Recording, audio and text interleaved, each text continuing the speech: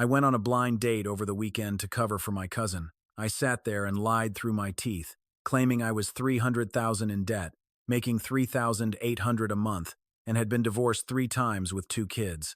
I really thought I had nailed this miserable little mission flawlessly. But the exact second the woman sitting across from me finally took off her mask, my knees went completely weak right then and there. It was the corporate vice president, my boss's boss. But let's rewind an hour earlier at the boba shop. Let me be completely honest with you, I said. My situation really isn't that great. I don't own a place. I rent a tiny room in a rundown, sketchy neighborhood for $800 a month, and don't even bother asking about a car. I just bounce between the subway and the bus, and occasionally I'll ride a shared bike. As for my salary, I bring home $3,800 a month, and I'm still $300,000 in the hole. I casually picked up the boba tea in front of me and took a massive sip. A tapioca pearl immediately got lodged in the straw and nearly choked me to death. I awkwardly stole a glance at the woman sitting across from me. She hadn't even taken off her face mask since she first sat down. Only her eyes were visible, and even those were heavily hidden behind a massive pair of oversized sunglasses. I honestly couldn't make out what she looked like, but absolutely everything about her screamed old money. Her handbag was from some luxury brand I couldn't even name, and the glare from the diamond watch on her wrist practically blinded me. My heart was pounding against my ribs like a wild drum. Man, I really shouldn't have agreed to take on this stupid gig. I wasn't even supposed to be the main character of today's blind date. This whole setup was meant for my absolute deadbeat cousin, Luke. His mom had practically forced him into this blind date, but he stubbornly refused to go meet her. So, he dragged me into this mess to be his sacrificial scapegoat. Come on, man, just go through the motions for me, he had begged. Just scare her off. Tell her your living situation is completely terrible. The worse it sounds, the better. She'll definitely back out on her own once it's over. Do this, and my PS5 along with 20 games are all yours. My brain must have gone completely numb back then, because I foolishly agreed. Sitting here right now, I just wanted to slap myself hard across the face. I awkwardly cleared my throat and just kept piling on the lies. Oh, and I also have some pretty awful habits. I stay up super late playing video games, usually not going to bed until around 3 or 4 in the morning. On weekends, I occasionally play a little mahjong with my friends. Just some light gambling for fun, you know? I don't smoke or drink too much either. Maybe just about half a pack a day. Honestly, after saying all that out loud, even I felt totally repulsed by myself. The literal textbook definition of a total deadbeat loser, perfectly presented on a silver platter. The mysterious woman sitting across from me finally made a move. She let out a very soft, quiet chuckle through her face mask. The laughter sounded a bit muffled, yet for some inexplicable reason, it made my skin crawl. Are you finished? Her voice was crisp and icy cold, carrying a strange underlying tone I couldn't quite put my finger on. I nodded hurriedly like an idiot. Yeah, I'm finished. That's basically my whole situation. So, yeah, I really don't think we're a good match at all. I'm so sorry for wasting your time today. This boba tea is totally on me. Go ahead and order whatever you like. Please, don't even mention it. I just wanted to wrap this disaster up as quickly as possible, go back to find Luke, get my hands on that PS5, and force him to compensate me for an entire afternoon's worth of pure emotional distress. She didn't respond at all, nor did she show any intention of actually getting up and leaving. She merely raised her elegant hand slowly, first pulling off her face mask, and then smoothly taking off her dark sunglasses. The warm lighting of the boba shop fell absolutely perfectly across her face. The plastic cup in my hand instantly dropped onto the table with a loud, embarrassing clatter. Boba tea completely splattered all over the table and ruined the cheap plaid hoodie I had deliberately worn for this occasion. But right then, I couldn't care less about my clothes. I just stared intently at her beautiful, terrifying face. That face, I had seen it a million times on the glossy promotional screens in our company lobby. I had seen her up on stage at every single quarterly all-hands meeting. I had heard her name countless times in all the juicy water cooler gossip shared by my coworkers after lunch. Audrey Vance, the one and only daughter of Arthur Vance, the billionaire chairman of Apex Group. She was the corporate vice president who was officially taking office next month. She was literally my future boss's boss. I could physically feel my legs shaking uncontrollably. Only 2 words were left echoing inside my empty head. I'm dead, completely and utterly screwed. What on earth did I just say to her? 30,000 in debt. making 3,800 a month, playing stupid video games, gambling on mahjong, staying up super late, and chain smoking. I had personally hand-delivered the pathetic image of an utterly worthless loser straight to the exact person who was about to control my entire livelihood, right to her face. Actually, scratch that. Maybe I don't even have a livelihood to worry about anymore. I could already picture the dreadful scene of HR calling me into their office for a little chat tomorrow morning.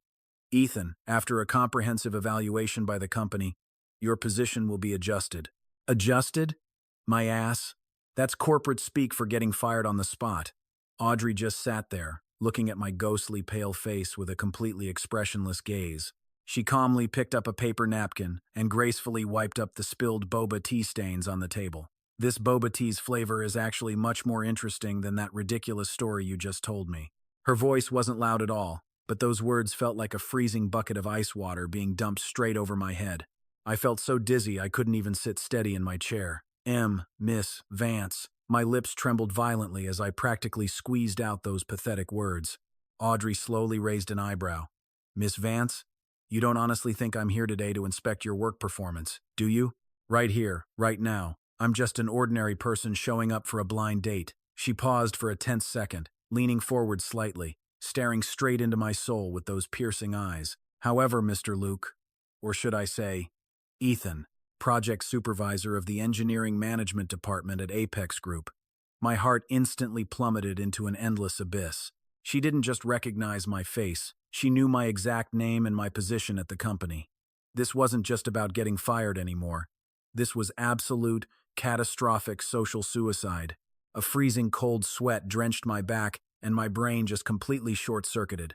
All I could do was sit there, staring at her like an absolute idiot. Hey, don't be so nervous. She leaned back in her chair, her tone suddenly shifting into something way more casual and relaxed. I told you, I'm not here to evaluate your work today. Plus, I haven't even officially taken my new office yet. Hearing that, the crushing weight on my chest lifted just a fraction. Not officially in office yet? Okay, maybe there was still a way out of this nightmare. Maybe she was just wandering around, trying to experience how normal people lived. Yeah, I was just scaring myself to death over nothing. But then, her tone shifted again, and my heart, which had just settled down half an inch, leaped right back up into my throat. Those little bad habits you mentioned earlier, they're actually pretty interesting. Why don't we chat about them a little more? Chat about what? Chat about how I make 3,800 a month, how I am 300,000 in debt, and how I barely survive to this day with my smoking and mahjong addictions. I seriously felt like I was about to burst into tears. I swear, I must have stepped in some massive dog crap when I left my apartment today to have luck this terrible. I forced out the most pathetic, weak smile I could muster. Miss Vance, everything I just said right now, it was completely made up. My cousin is actually a genuinely great guy. He's super hardworking, positive, and incredibly driven. It's just that an emergency came up at the very last minute today, and he really couldn't make it. So, he begged me to come and say hello for him. At this point, I was just desperately trying to salvage this massive train wreck, praying I could save whatever tiny shred of my dignity was left. Audrey gave me this mysterious, non-committal smile. She casually picked up her iced latte, which she had barely even touched, and slowly swirled it around. Oh, is that right? But the person I had an actual appointment with today was Luke. Yet the guy sitting in front of me right now is you, Ethan. So, how exactly do you plan on explaining this to me? Her voice was incredibly soft, yet every single word she spoke felt like a rusty nail being hammered straight into my skull. I opened my mouth to speak, but absolutely nothing came out. Seriously, what the hell was I supposed to explain? Admit that I came here to help my cousin sabotage his blind date by deliberately acting like a total clown? That would ruin my life even more. Or should I tell her I literally sold my soul for a PlayStation 5? To a powerful woman like her, I would just look like a pathetic, spineless loser who'd do anything for a piece of plastic junk. No matter what excuse I came up with, it was an absolute dead end. So, I decided to just zip my mouth shut and brave this suffocatingly awkward atmosphere in pure silence. Some random pop song was softly playing in the background of the boba shop. Outside the window, I could hear little kids laugh. The entire world outside seemed completely normal and peaceful, while I felt like I had been shoved into a freezing ice cave. shivering violently from head to toe. Man, I had never hated my own soft-hearted nature so much in my entire life, and I had definitely never hated a boba shop this much before. If I could just turn back time 2 hours, I swear I would have tied that bastard Luke up with rope and dragged him here myself. But it was way too late for regrets now. I could only sit helplessly on this cheap plastic chair, waiting for the terrifying Audrey Vance to pass her final judgment on my career. She stared at my face, which honestly looked like I was about to drop dead. Then, completely out of nowhere, she couldn't help but chuckle. "All right, you can stop acting now. Your face is so pale. Anyone who didn't know the context would think I was about to eat you alive." She casually pulled a slick business card from her designer bag, placed it on the table, and gently pushed it with her slender finger, sliding it right in front of me. "That's my personal number. Whatever scheme you came here to pull off today, or whatever shady deal you made with your cousin, I honestly do not care. That has absolutely nothing to do with me. I only care about one thing. The person sitting across from me right now is you. And honestly, I find that quite interesting." I stared down at the card, thick white paper, with elegant silver embossed lettering. Right below the bold name Audrey Vance, there was a private string of phone digits. I was completely stunned, my mind spinning. Wasn't I just frantically struggling on the brutal edge of getting fired literally 2 seconds ago? How in the world did I suddenly end up holding the new corporate vice president's personal cell phone number? And she even said she found me interesting? What the heck was so interesting about a guy like me? Was it interesting that I was 300,000 in the hole? Or was it fascinating that I stayed up grinding video games until 3 in the morning? "Lady, are you completely out of your mind?" I swallowed hard and spoke up, my voice shaking with incredible difficulty. "Everything I told you just now, I meant every word of it. Even though it was all a massive lie, right now, I had no choice but to double down, stick to my ridiculous cover story, and claim it was my real life. Otherwise, the fallout for lying directly to my boss would be infinitely worse." Audrey just picked up her iced latte and took a tiny, elegant sip. I know, but so what? If you don't own a house, you can just rent. If you're deeply in debt, you can just work to pay it back. If your current income is low, it can always go up. And as for playing video games and mahjong, hey, everyone needs some hobbies, right? As long as it isn't illegal, and you aren't committing any serious crimes, I think it's perfectly fine. When she said all these things, her voice sounded as breezy and casual as someone remarking that the weather was nice today. But inside my brain, massive fireworks were literally exploding. Who the heck is actually this unbelievably easygoing? Was she seriously the legendary, ultra-wealthy heiress of the Vance family who was rumored to look down on everyone else? I honestly started to suspect that the gorgeous woman sitting in front of me was a complete imposter, or that this whole thing was some sick, elaborate hidden camera prank, even more complex than my fake blind date. I didn't even dare to lay a single finger on that sleek business card. It just sat there on the cafe table, looking exactly like a terrifying, unexploded bomb. I was terrified that if I reached out, I'd just plunge into an even deeper, darker pit. But Audrey? She saw right through me. She let out a soft, knowing sigh. "Ethan, do you honestly think I'm just playing games with you?" I kept my mouth shut, but my face completely sold me out. She smiled, though it carried a bitter hint of self-deprecation. "It's only natural. You know exactly who I am. Most guys only approach me for my dad's money or the company's connections. Honestly, this is my very first time meeting someone who tries this hard to make themselves sound like a total, absolute train wreck." When she dropped that last sentence, I caught a glimpse of something else lingering in her eyes. It wasn't mockery, and it definitely wasn't condescension. Honestly, it just felt like pure, heavy exhaustion. For some totally inexplicable reason, my heart skipped a beat. It was as if, peering through her icy armor of a corporate vice president, I had stumbled upon something deeply vulnerable. Maybe underneath it all, she was just an ordinary girl too. Just an ordinary person completely trapped by her own overwhelming status. The second that thought crossed my mind, I completely freaked myself out. "So, I'm actually really curious." She instantly locked away that fleeting trace of emotion, swapping it out for her usual, half-amused smirk. "What kind of person are you, really? Are you really that hopeless, deadbeat Luke you claim to be? Or are you a guy with real substance, just hiding behind a flimsy corporate employee badge?" She gracefully stood up, nudging her sleek business card just a tiny bit closer to my frozen hand. I've given you my number. Whether you actually contact me or not is entirely up to you. I have a big meeting to catch, so I'll be heading out now. Oh, wait. Right. She paused, throwing one last glance over her shoulder. Make sure you settle the bill. After all, you only make $3,800 a month, and you're $300,000 in debt, right? A cup of boba tea isn't exactly cheap either. She flashed me a cheeky wink, then spun around and confidently walked away without ever looking back, leaving me completely petrified at a table covered in sticky boba tea stains.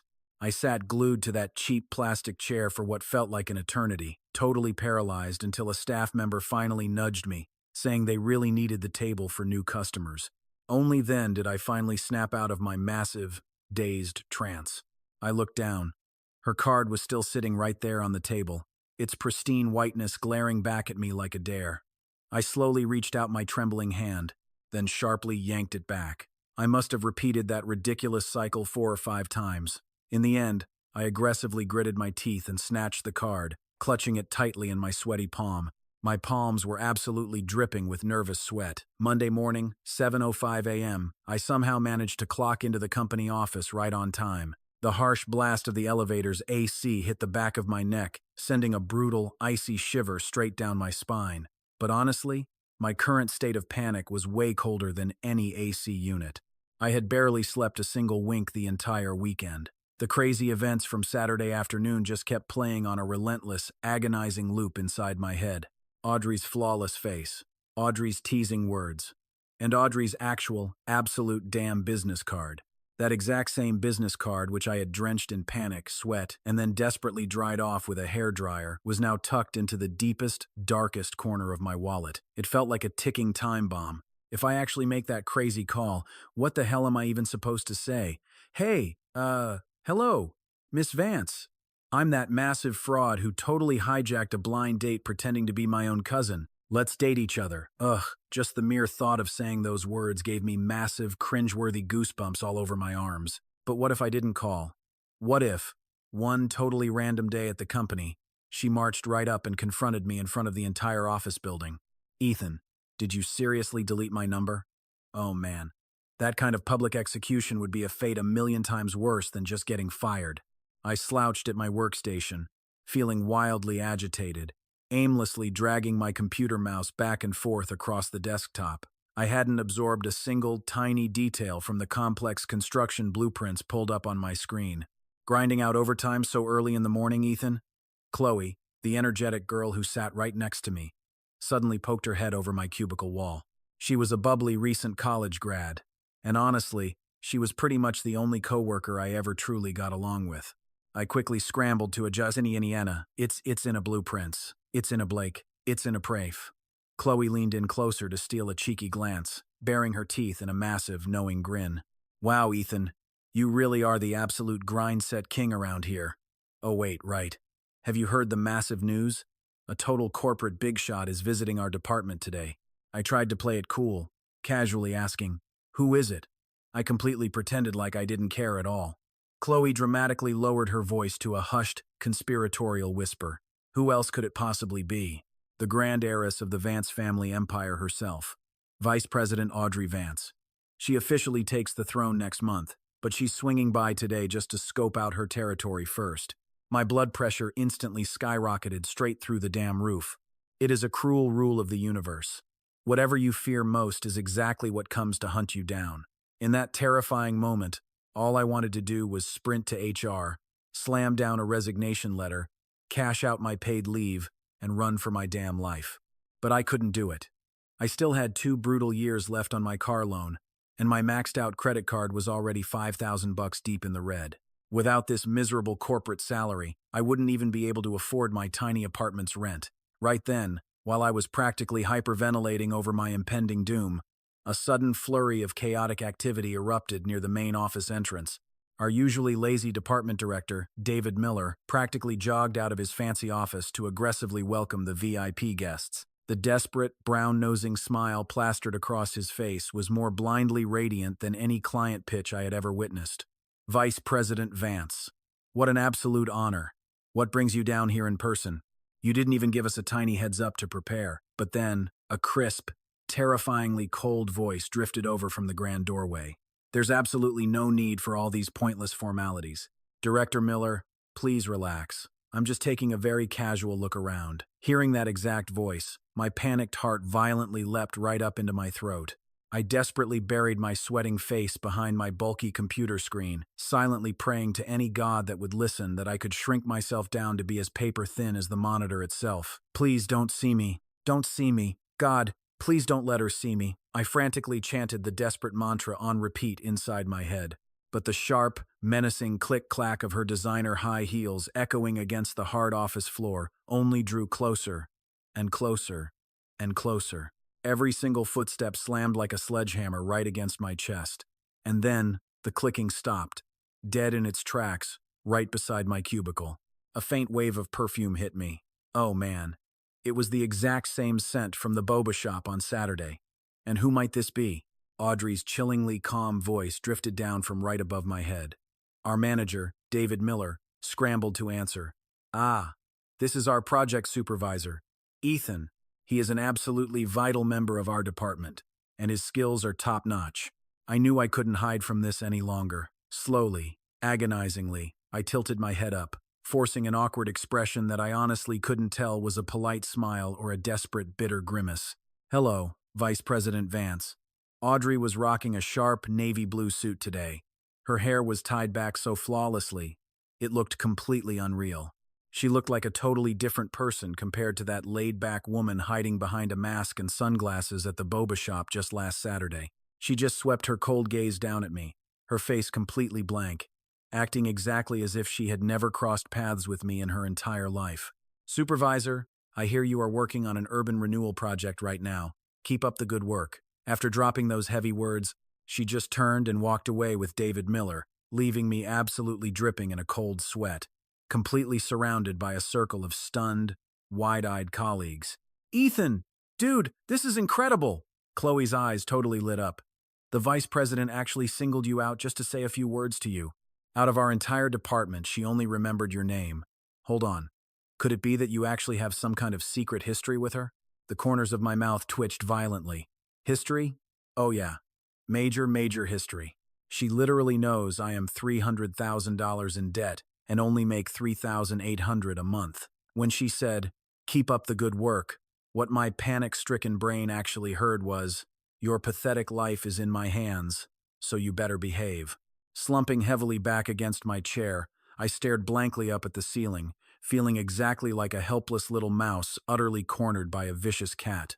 With absolutely nowhere to run and nowhere to hide, I didn't even dare to budge an inch from my workstation for the entire morning. Even taking a quick bathroom break was a full-on sprint there and back, utterly terrified that I might accidentally bump into her out in the hallway. I ordered some quick takeout for lunch and aggressively scarfed it all down right at my desk in barely 3 minutes. By 2 p.m., I was huddled in the conference room, going over the urban renewal plans with the whole team. But right as I was passionately explaining the underlying logic behind our demolition compensation calculations, the heavy conference room doors were suddenly pushed wide open. Audrey strolled right in, and she was completely alone. No David Miller, no fancy secretary, and absolutely no one else trailing behind her. The entire room fell dead silent in a split second. Everyone just shot up from their seats in perfect unison. "Vice President Vance!" I scrambled to stand up along with the rest of them, my calves practically trembling. She casually waved her hand. "Sit down. You all may continue. I am merely here to observe." She effortlessly pulled out a random chair and sat herself down. Her posture was just so intimidatingly relaxed. But the exact second she sat there, it felt like the temperature in the entire conference room violently plummeted by at least 5 degrees. Come on, who could possibly run a normal functioning meeting right now? The once lively team discussion instantly turned into an awkward, sweating, one-man show starring yours truly. I forcefully braced myself, rigidly reading through every single slide, line by excruciating line. My mouth was moving, but my brain had completely checked out. Why? Because her piercing gaze remained completely locked onto me the entire time. It was utterly devoid of emotion, scanning me like a cold CT scan, desperately trying to expose my every secret, inside and out. By the time that torturous meeting finally wrapped up, my poor soul had practically left my exhausted body. Supervisor, wait a moment. Her sharp voice echoed out from right behind me. Taking the hint, everyone else sensibly slipped quietly out the door, leaving absolutely no one but her and me entirely alone in that massive conference room. I rigidly turned around and stood up perfectly, militarily straight. Is there anything else you might need from me? Vice President Vance? She slowly stood up from her leather chair and confidently walked right up to me. She was close, so unbelievably close that I could literally see the perfect curve of her eyelashes, and my own pale, anxiety-ridden face reflecting deep within her dark pupils. I wouldn't exactly call it an official instruction, she murmured, the sharp corners of her mouth slowly curving up into a slight, dangerous smirk. It was that exact same predatory smirk I had seen back at the boba shop. I just wanted to ask, you didn't happen to lose my business card, did you? How come it has already been 2 whole days and yet I haven't gotten a single phone call from you? Oh God, it is here. It is finally happening. What was inevitably bound to come has officially arrived. My dry throat felt like a heavy stone was wedged completely stuck in it. I desperately opened my mouth a few times, but I couldn't make a single pathetic sound. If I honestly admitted that I didn't dare to contact her, that would essentially be like confessing I had a massively guilty conscience and trying to play it off by saying something incredibly stupid like, "Oh, I totally forgot," wouldn't even fool a clueless 5-year-old kid. Right as I was about to literally give myself a fatal internal injury from all this insane stress, my stupid phone suddenly rang at the absolute worst possible moment in human history. I shakily pulled out my buzzing phone, glanced down at the caller ID, and almost dropped straight to my shaking knees right then and there. It was Luke, the wretched culprit behind this entire nightmare. My panicked reflex was to instantly decline the call, but Audrey swiftly reached out and firmly pressed her soft hand right over mine. Her slender fingers were shockingly cool to the touch, yet her commanding grip allowed for absolutely no resistance. Why not just pick it up? Could it be that incredibly hard-working, highly driven cousin of yours? Maybe he is calling to finally hand over your hard-earned bonus? Her sweet tone was entirely dripping with playful, wicked teasing. My burning face was suddenly blazing hot enough to fry a damn egg on it. I sucked in a massive, deep breath and finally made a desperate decision. I aggressively answered the call. And honestly, I even threw that thing right onto speakerphone. I was totally going for broke now, risking it all. "Yo, man, where the heck are you?" Luke's obnoxiously loud voice instantly blasted out from the tiny receiver. "Is that crazy blind date finally settled or what? Did you actually manage to scare that stuck-up girl away? Look, you better take real good care of my PS5, bro. Don't you dare scratch or dent it. By the way, what does this girl actually look like? Is she completely busted? Hey, if you think she's even half decent, why don't you just date her yourself? I mean, you aren't getting any younger, man, and being single right now is just pathetic. Come on, keep the good stuff in the family, right? Am I right?" His obnoxious voice echoed through the dead silent conference room, and every single syllable felt like a brutal slap right across my face. I felt like my last shred of dignity was being violently dragged back and forth across a rough concrete floor. Desperate, I barked into the phone, "Luke, shut the hell up." The other end of the line went dead quiet for 2 agonizing seconds. "Wait, man, is there someone right next to you?" I hung up immediately. I slumped heavily against the cold conference table, looking as though every single drop of my energy had just been totally drained from my body. Absolute, utter humiliation. The damage was thoroughly dealt, and there wasn't a single shred of pride left to even cover myself. I braced myself, fully expecting Audrey to blow up, sneer in disgust, or show literally any of the furious reactions I had been dreading. But instead, what I actually heard was a massive burst of laughter that she completely failed to hold back. Startled, I slowly looked up. Audrey was leaning against the cabinet right opposite me, literally doubling over with laughter. "Keep the good stuff in the family? Oh my gosh, that cousin of yours is quite a character. Stop, please." My stomach actually hurts from laughing so hard. She waved her hand in the air while still cracking up, completely shedding that icy, unapproachable persona of a high-powered female corporate executive. Instead, she just looked like an ordinary young girl who had never laughed before, totally seizing her very first chance to just laugh her absolute fill. The warm afternoon sunlight streamed right in through the massive floor-to-ceiling windows, beautifully illuminating her eyes, which were totally crinkled up with pure joy. My heart suddenly skipped a beat, and something stirred faintly deep within my chest. Then, I was abruptly awakened by the loud vibration of my phone's alarm. My head furiously throbbed as if someone had just smashed it with a heavy hammer. I weakly propped myself up, looking around at an unfamiliar room, an unfamiliar bed, and a totally unfamiliar ceiling. There was a very faint, incredibly clean scent lingering lightly in the air. It definitely wasn't that gross, musty odor from my cheap rented place in the rundown slums. My brain instantly exploded with total panic. What the hell did I even do last night? My memory was basically like a shattered roll of old movie film, leaving behind only a few blurry, disjointed fragments. I vaguely remembered that after the whole conference room incident finally wrapped up, Audrey wiped away the literal tears from the corners of her eyes. Then she smiled and said, "Let's go. I'll buy you a drink to make up for your crazy cousin." I quickly waved my hands and said, "No, really, it's totally fine." But she firmly said it wasn't a negotiation. So, I ended up getting into her luxury ride, a car that I would probably have to starve and perfectly save up for 30 years just to even afford. But then, where did we go? It seemed to be a bar, the super quiet, exclusive kind, not the loud clubbing type. She joked it was to celebrate my cousin's completely god-tier assist. Honestly, I really didn't want to drink at first, but when the expensive alcohol was finally served, I just couldn't resist the temptation. After that, it felt like I just kept drinking way more than I should have. I think I aggressively ranted a lot about how insanely exhausting work is, all the soul-crushing pressures of life, the absolute dread of paying off my maxed-out credit cards at the end of every single month, and that terrible despair of watching my bank account drop down to single digits. And then, I spilled some even deeper things.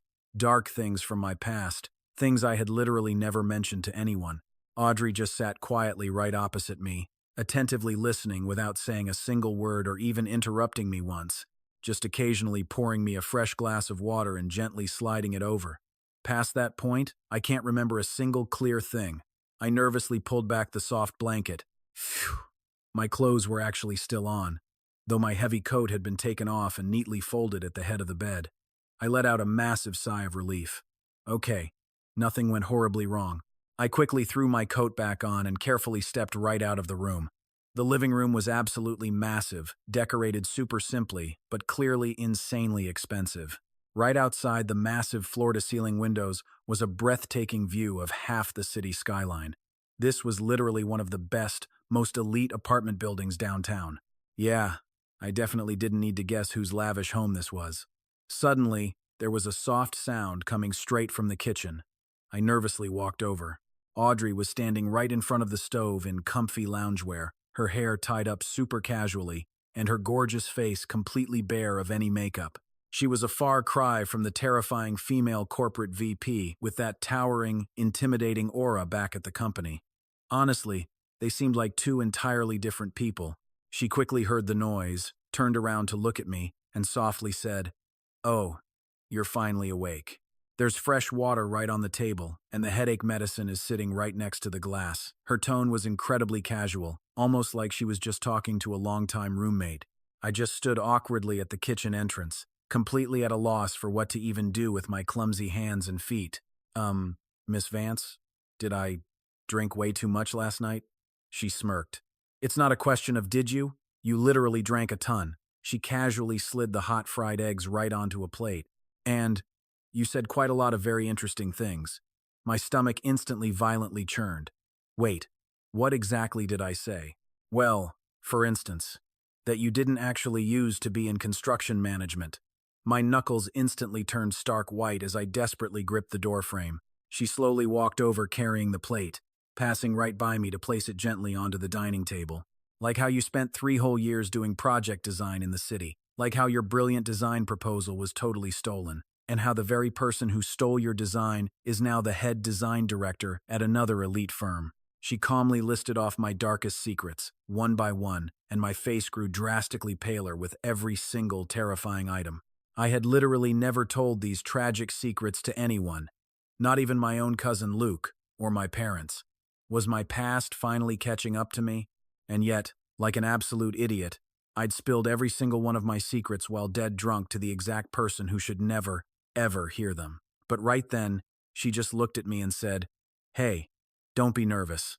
Audrey slid a chair out and sat down. She poked at a piece of egg, casually popping it into her mouth before adding, I just think, you're way more interesting than this boring version of yourself you show the world. Why would a guy perfectly capable of drafting top-tier design proposals would choose to rot away as a lowly project supervisor in the construction management department? Are you just plain stupid, or are you seriously that stubborn? I kept my mouth shut. Why? Because honestly, the answer was a little bit of both. Eat your breakfast, she ordered, nudging a set of utensils across the table right toward me. I'll drive you back home as soon as you're done, or else you're going to be late. And honestly, with that sad $3,800 salary of yours, I wouldn't know whether to laugh or cry. Left with zero choice, I finally sat my butt down and picked up the fork. Just picture it. Sitting directly across from me was my boss's boss. I quietly ate the fried egg she had actually cooked for me. Hands down, this was the absolute most surreal breakfast of my entire life. Later, her sleek car rolled to a stop right at the entrance of my rundown alleyway. This alley was so pitifully narrow, you couldn't even squeeze two cars side by side if you tried. When Audrey's luxury ride parked there, it stuck out like a majestic swan dumped into a flock of dirty pigeons. Even the old guy collecting scrap metal nearby couldn't stop staring at it. Just as I pushed the car door open, her voice stopped me cold. Ethan. I slowly turned back around. Do you still have that business card I gave you? I subconsciously patted my front pocket. Catching that little movement, a smirk crept onto her face. Good, because I'm taking you out to dinner this weekend. You get to pick the place.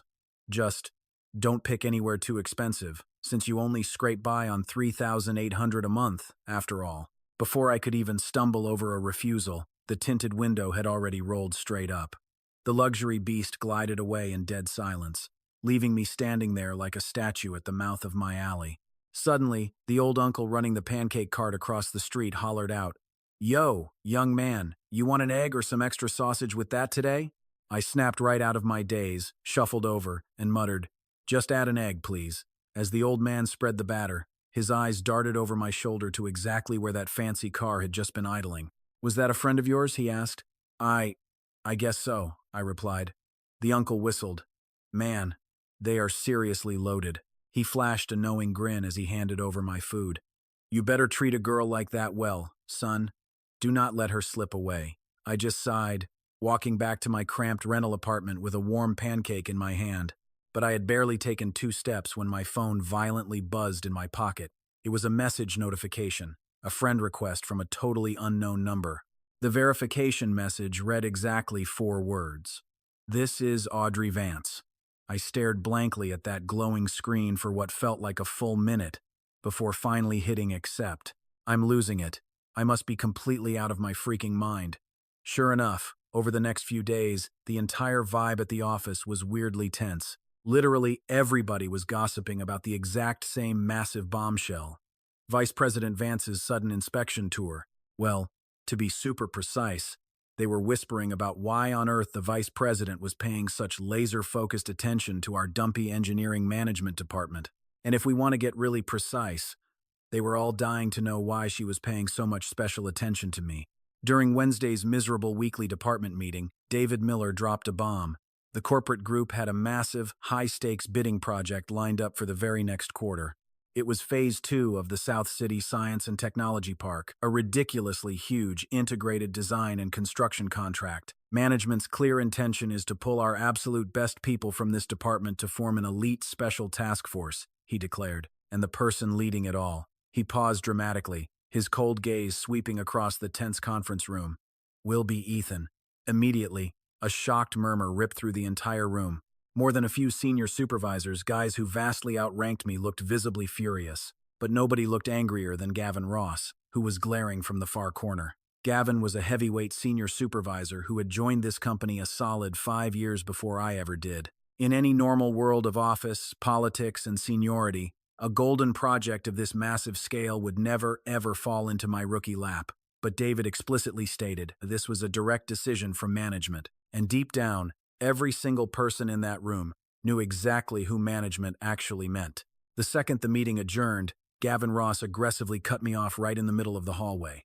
He was a guy pushing his late 30s, sharply dressed in an expensive suit, hair slicked back perfectly. A fake, plastic smile was plastered all over his face, but his eyes were ice cold. Ethan, Buddy, huge congratulations, man. Being trusted to lead such a massive project at your shockingly young age. Your future is truly limitless. I kept my guard up and simply muttered, "Thank you." He heavily patted my shoulder. "Listen, if you need any help at all, just come find me." After all, the political waters run dangerously deep in bidding wars of this insane scale. Do not try to carry it all on your own. When you inevitably need help, just ask. He turned on his heel and swaggered away. The second he was gone, Chloe practically popped out of thin air next to me, dropping her voice to an anxious whisper. "Ethan, you better watch your back. Gavin has been drooling over that South City project for over 6 whole months. Everyone basically assumed it was already his, and then you just swooped in and completely intercepted it. He might be smiling for the crowd, but inside, the guy is absolutely raging." I gave her a grim nod. "Yeah, I know. But the crazy truth that I knew even better was that I hadn't fought for this project at all. It was just magically dropped right into my lap by Audrey. The million-dollar question keeping me up at night was, why? I didn't believe for one single second that a corporate vice president worth tens of billions of dollars would cut some bottom-tier supervisor any slack, just because of a stupid blind date mix-up and some greasy fried eggs. Either there was some dark, hidden motive behind all this, or she was playing a sick game to test me. Honestly, whichever one it was, neither felt like good news for my survival. Fast forward to Friday afternoon, exactly 5:30 p.m., just as I was drowning in a sea of bidding materials for the South City project. My phone screen suddenly lit up the dark room. A text from Audrey. "Tomorrow night at 6:30 p.m. Have you picked a place yet?" I just stared blankly at the glowing screen. I had been way too swamped this week. Honestly, I had completely forgotten about our dinner plan. No, that wasn't exactly true. It wasn't that I forgot. The harsh truth was, I had been actively avoiding it all along. I nervously typed out a reply, only to immediately backspace. I deleted it, typed it again, and deleted it once more. I ended up repeating this pathetic cycle 6 or 7 times. Finally, giving up on sounding cool, I just sent, "What exactly are you in the mood to eat?" Her reply was instant. "You are paying, so you decide. Just remember not to exceed 1/10 of your monthly income."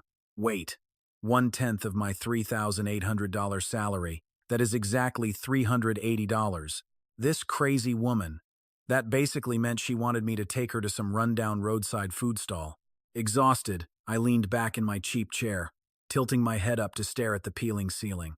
What on earth is going on inside this rich girl's head? Fast forward to 6 p.m. the next evening. I stood awkwardly at the entrance of a grimy barbecue joint. Half the bulbs in the neon sign were dead, and the thick air reeked heavily of roasted cumin and burnt charcoal. Thick, greasy smoke practically billowed out into the street from a rusted exhaust fan. Right next to my table, 2 shirtless guys were aggressively screaming over a drinking game. Look, I didn't choose this dive bar just to be petty. It was literally the only place in town that could keep the entire bill under $380. Right at 6:05 p.m., a sleek, jet-black luxury car pulled up to the curb. Audrey Vance stepped out into the smoke. Surprisingly, she wasn't wearing her usual ice-cold, intimidating corporate executive suits today. Instead, she was rocking a simple white t-shirt, faded jeans, and canvas sneakers. Her hair was let naturally down, with just the faintest touch of soft pink lipstick. Honestly, if you didn't know she was a ruthless CEO, she just looked like an ordinary, incredibly pretty girl next door. She stood at the entrance of the greasy joint, scanned the chaos, and then locked eyes with me, flashing a bright smile. "You seriously chose this place?" she teased. "Didn't I specifically tell you not to go over budget? I figured you would find a slightly nicer spot to bend the rules a little. I definitely did not expect you to be this stubbornly honest." Without a single shred of hesitation, she pulled out a cheap plastic stool and sat right down in the grime. I nervously took the seat opposite her. You really don't mind this mess?" "Mind what exactly? It is not like I have never eaten street barbecue in my life." She casually grabbed the menu. Or, well, more accurately, a sticky laminated piece of paper. "I will take 10 lamb skewers," she ordered without missing a beat, ignoring the grease on the menu. "Add 2 grilled eggplants and a huge plate of fried noodles. What about you?" Watching her rattle off the order like a total street food veteran left me completely dazed. The entire picture was just too insanely surreal. The billionaire Arthur Vance's untouchable daughter, sitting at a dingy roadside stall where the ambiance was practically in the negatives, effortlessly ordering 10 lamb skewers like it was nothing. Just then, the sweaty owner waddled over, slamming down 2 icy bottles of beer on the house. "Here you go, handsome man. Compliments of the house," he boomed, but he awkwardly lingered at the table, shamelessly stealing a few extra glances at Audrey's striking face. I loudly cleared my throat, shooting him a glare, and the owner tactfully scrambled away. Audrey smoothly twisted the cap off a beer bottle and slid it across the table to me. "Last time you drank way too much, you ended up saying quite a lot," she said softly. "Now, I want you to tell me all of it again, but completely sober." My hand instantly froze in midair. "Wait, what? Tell you what exactly?" I stammered. Her eyes narrowed. "That architectural design proposal you poured your life into back in Eddington, the one that got stolen from you?" My heart pounded as I slowly set the beer bottle down. "Miss Vance, that is entirely my private business." She leaned in. "First of all, do not call me Miss Vance in a place like this. Secondly, you spilled your guts to me yourself when you were drunk, and now you are acting like a coward, pretending to know nothing about it." She bit into a hot, freshly served lamb skewer, chewing slowly. "And thirdly, I am not just being casually nosy. There is a very specific reason I am asking you about this." I fell completely silent. The heavy tension between us was drowned out only by the loud, rattling whir of the exhaust fan overhead. Wave after wave of obnoxious shouting from the neighboring table's drinking game drifted over us. Finally, I sighed. 3 years ago, I was a naive junior architect working at Arc Design Institute back in Eddington. I was tasked with an incredibly ambitious design proposal for the massive urban renewal of an old, abandoned factory district. I literally bled for that project. I poured my absolute heart and soul into it for 6 grueling months. But then, a senior partner at the firm snatched it away, tweaked a few minor details, and slapped his own prestigious name right on the cover. That exact same proposal went on to win a massive provincial design award. The bastard used my award to jump ship, securing a cushy job at a much larger, elite firm as their head design director. Furious, I stormed in to demand a damn explanation. You know what they told me? They smugly said that all intellectual property created at the Institute legally belonged to the company. If it ever went to court, a nobody kid who had only been in the industry for 3 years could never, ever beat a filthy rich, incredibly well-connected partner. So, I just gave up. I left Eddington, dragged myself over here, swore I would never do architectural design again, and threw myself into mindless construction management instead. After dumping all that heavy baggage, I took a long, bitter sip of my beer. It was the absolute cheapest kind of green bottle booze, tasting incredibly bland, flat, and watery. Audrey did not say a single word of pity. Instead, she methodically wiped her mouth and set down the empty bamboo skewer. "What was the thief's name?"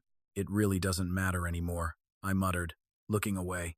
"What was his name?" she demanded, her sharp eyes piercing right through me. Defeated, I met her fierce gaze. "Julian Stone. He is currently sitting comfortably as the elite design director over at Horizon Architecture." Audrey coldly picked up her phone, rapidly typed out a message, sent it, and placed it face down on the sticky table. "Understood. I will definitely keep his name in mind," she said with a chilling calmness. "Now eat up. These skewers will taste like absolute garbage once they get cold." Brushing off the heavy tension, she happily picked up another lamb skewer and started eating heartily. It was as if our deeply emotional conversation just now was nothing more than casual small talk about the local weather. I honestly had no clue what this terrifyingly capable woman meant when she said she would keep it in mind, but looking at her fierce, calculating eyes, I had a gut feeling. When Audrey Vance said she had a handle on things, she wasn't just throwing around cheap sympathy. This girl was already 10 moves ahead, playing a high-stakes game of chess. The bid for the South City Tech Park had just hit the point of no return. I was grinding through brutal overtime every single day, juggling a massive technical proposal in one hand while scrambling to coordinate resources with the other. To my face, Gavin Ross played the saint, promising he had my back for whatever I needed. But in reality, when I begged for the project history, he ghosted me for 3 straight days. When I needed the tech liaison's number, he gave me a classic, "Let me check on that later," and then poof, he vanished into thin air. Look, I am not stupid. He was actively trying to sabotage my proposal, but hell would freeze over before I begged that guy for help. I smashed right through his little roadblocks, marching out to the dusty construction site to pull the metrics myself, hustling to contact the design guys and suppliers all on my own. Thankfully, Chloe jumped in to save my life, taking charge of the formatting and visuals for the pitch. Ethan, looking at this layout, it is wildly different from the boring bids we usually do. She stared at me over a massive stack of papers. What kind of crazy angle are you going for here? I smiled. I am writing this based on raw, undeniable results. Those old corporate pitches were just lazy templates. You could swap the names and they would all look exactly the same. Clients glaze over 100 of those boring copies, completely forgetting them the second they walk away. I need them to remember ours. So, I built a brutal before and after model, and even threw in a smart analysis of the local traffic flow. Chloe's jaw practically hit the floor. Ethan, is this really the work of a basic project supervisor? Did you secretly work as a high-end designer? I just kept my head down, dodging the question. Come on, let's get back to the grind. This first draft is due tomorrow morning, but what I completely missed was the snake lurking right outside our conference room door. Gavin Ross was leaning against the wall, gripping a coffee cup. That creep had been eavesdropping for at least 5 minutes. He heard every single word Chloe and I just said, loud and clear. He took a bitter sip of his drink, his face twisting into an incredibly ugly, threatened scowl. On submission day, Director David Miller stared at my pages in stunned, heavy silence. Ethan, who the hell helped you write this? I looked him in the eye. I did it myself. Chloe handled the formatting, but the design department did not lift a finger. They didn't? David pulled off his glasses, rubbing his tired eyes in disbelief. The sheer depth of this design completely destroys the usual standard of our management team. I have been in this cutthroat business for years, and I have never seen a low-level supervisor pull off a masterpiece like this. Kid, are you hiding some crazy elite background from me? I just gave him a cool, subtle smile. Nope, I just read a lot in my spare time. David stared right through me for a long second, dropping the subject, but I knew the seed was planted. This pitch was about to rocket all the way to the top of the food chain. Audrey Vance was going to see my work. This was my do-or-die moment. If this lands, I finally claw my way out of the dirt and flip my entire life around. If it crashes and burns, I walk away with nothing. Exactly 3 days after submitting it, an email popped up from the high and mighty executive suite. The sender? Audrey Vance's personal secretary. The message was chillingly brief. Supervisor Ethan, Vice President Vance, requests your presence on the 26th floor of corporate headquarters this Thursday at 2:00 p.m. You are to report on the preliminary proposal for the South City project. The 26th floor, that was the god-tier level, a fortress only untouchable executives could access. For a grunt supervisor like me to get summoned up there, in the entire history of Apex Group, this was absolutely unheard of, a total first. The gossip ripped through our department like wildfire, faster than I ever expected, and Gavin Ross quickly cornered me like a rat. We were in the break room. So, I hear you are stepping over Director Miller to report straight to the 26th floor. He gripped his mug, forcing a sickeningly casual tone like we were best buddies. Vice President Vance called me up by name. It is not exactly like I invited myself to the penthouse. Well, ain't that a miracle? He flashed a toxic smirk. Tell me, Ethan, what exactly is your little relationship with Vice President Vance? Give us the juicy inside scoop, so the rest of us peasants know where we stand. His tone was dripping with a filthy, unspoken accusation. I glared right back at him. Supervisor Ross, what exactly are you implying? Oh, nothing at all. He patted my shoulder with a fake laugh. Just looking out for a pal. Do not get your feelings hurt, buddy. As he swaggered away, Chloe popped up right beside me. Ethan, Gavin is straight up venomous. You seriously need to watch your back. His ties to Chairman Vance's camp are way tighter than his bond with Director Miller. Word is, he is a ruthless corporate climber, and this South City project is just one piece of his greedy little puzzle. I gave her a grim nod. Thanks, Chloe. I already knew exactly what kind of poison Gavin was brewing. A nobody kid suddenly rocketing past the veterans. In a brutal corporate world, there are only 2 reasons for that. Either they are an absolute genius, or they slept their way to the top. And let us be real. Scandalous rumors are way easier for these vultures to swallow than actual, raw talent. Thursday, at 1:30 p.m., I finally arrived at the corporate headquarters. Getting up to the 26th floor wasn't easy. It required a highly restricted key card. A receptionist handed me a temporary pass. The second those elevator doors slid open, a dead, suffocating silence hit me way quieter than our usual chaotic department meetings. The ridiculously plush carpet swallowed every single sound of my footsteps, making me feel like a ghost walking to his own execution. I followed the secretary to the heavy conference room doors. As they swung open, my stomach dropped. Audrey Vance wasn't alone. 3 other figures were waiting inside. Taking the seat of power at the head of the table was a guy I had never seen before, a middle-aged man sharply dressed in a tailored suit, radiating this intensely intimidating aura behind his silver-rimmed glasses. Next to him was a woman in her early 40s looking exactly like a shark from Legal, while Gavin Ross sat on his other side. The second Gavin saw me walk in, he gave this slight, infuriating little nod. That fake, perfectly practiced corporate smile was plastered right across his face. My blood ran cold. What the hell was he doing here? Audrey was seated across from the boss. She didn't even flinch when I walked in, keeping a totally blank face. "Supervisor Ethan, take a seat," she ordered flatly. "This is Vice President Davis from the Corporate Strategic Development Department." She gestured toward the imposing guy at the head of the table. His department holds the absolute final say on the entire South City project.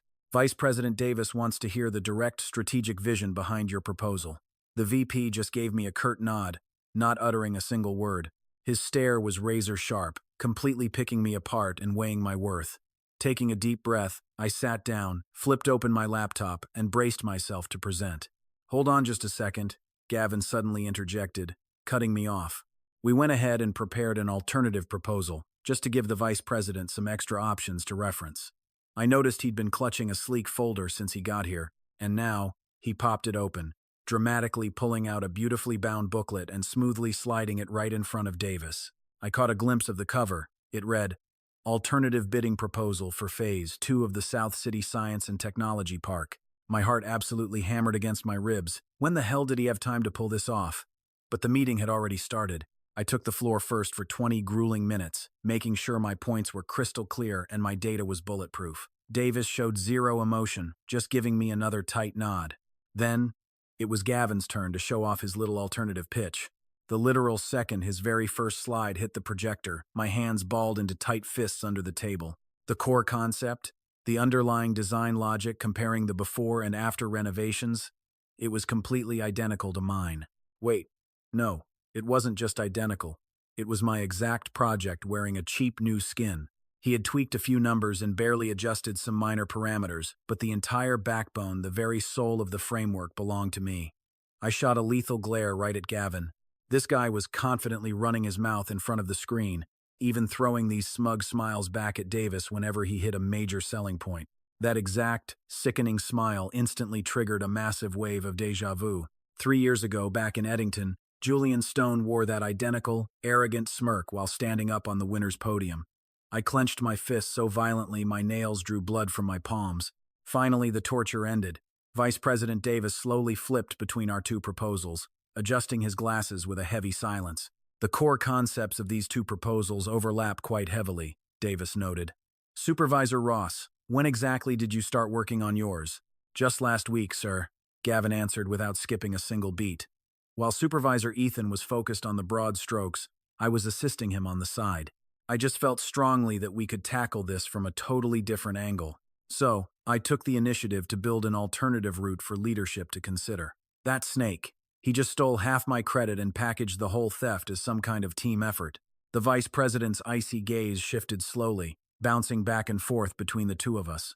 "Supervisor Ethan, what are your thoughts?" he asked. I gripped my pen so viciously my knuckles turned stark white. I wanted to rip his mask off right then and there, but I had absolutely zero hard evidence to prove I made my file first. Digital timestamps can be easily faked, and there wasn't a single security camera out in our department's hallway to prove he snooped. If I screamed plagiarism right now without a shred of proof, I'd just look like a pathetic, jealous, sore loser exactly like I did 3 years ago. I practically ground my teeth to dust. Supervisor Ross's proposal definitely has some strong value as a reference. Forcing those words out of my throat hurt worse than swallowing broken glass. Vice President Davis simply nodded, asking zero follow-up questions, and dismissed the meeting. I stormed out of the conference room, only to immediately bump into Gavin out in the hallway. He fell into step right next to me, dropping his voice to a slimy whisper. Ethan, buddy, don't overthink this. We're all just doing what's best for the company. When it comes to big pitches, who crossed the finish line first or second doesn't really matter. It's the final result that pays us. I stopped dead in my tracks. Gavin, you broke into my computer. His footsteps faltered for a split second before he turned back around, that sickening smile totally frozen in place.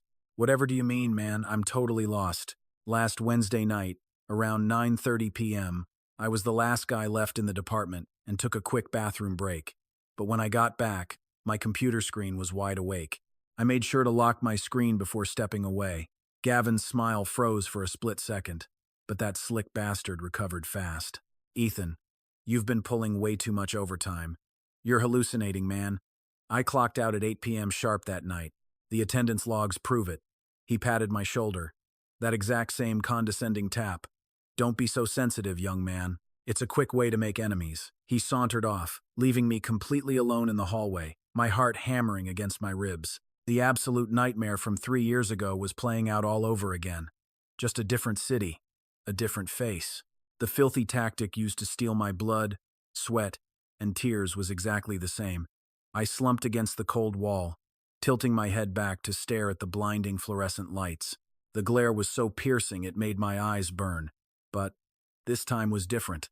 3 years ago, I was completely alone. Suddenly, buzz. My phone vibrated. A text from Audrey. I watched that entire meeting. You held back, Ethan.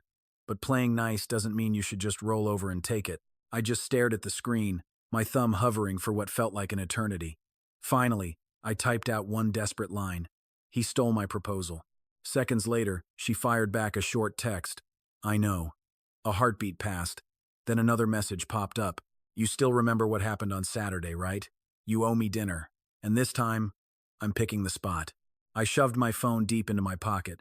My steps felt a little more grounded. Just a tiny bit. But it was something. Saturday evening rolled around, and I pulled up to her spot. A Japanese joint. Not one of those insanely expensive omakase places, but definitely not cheap either.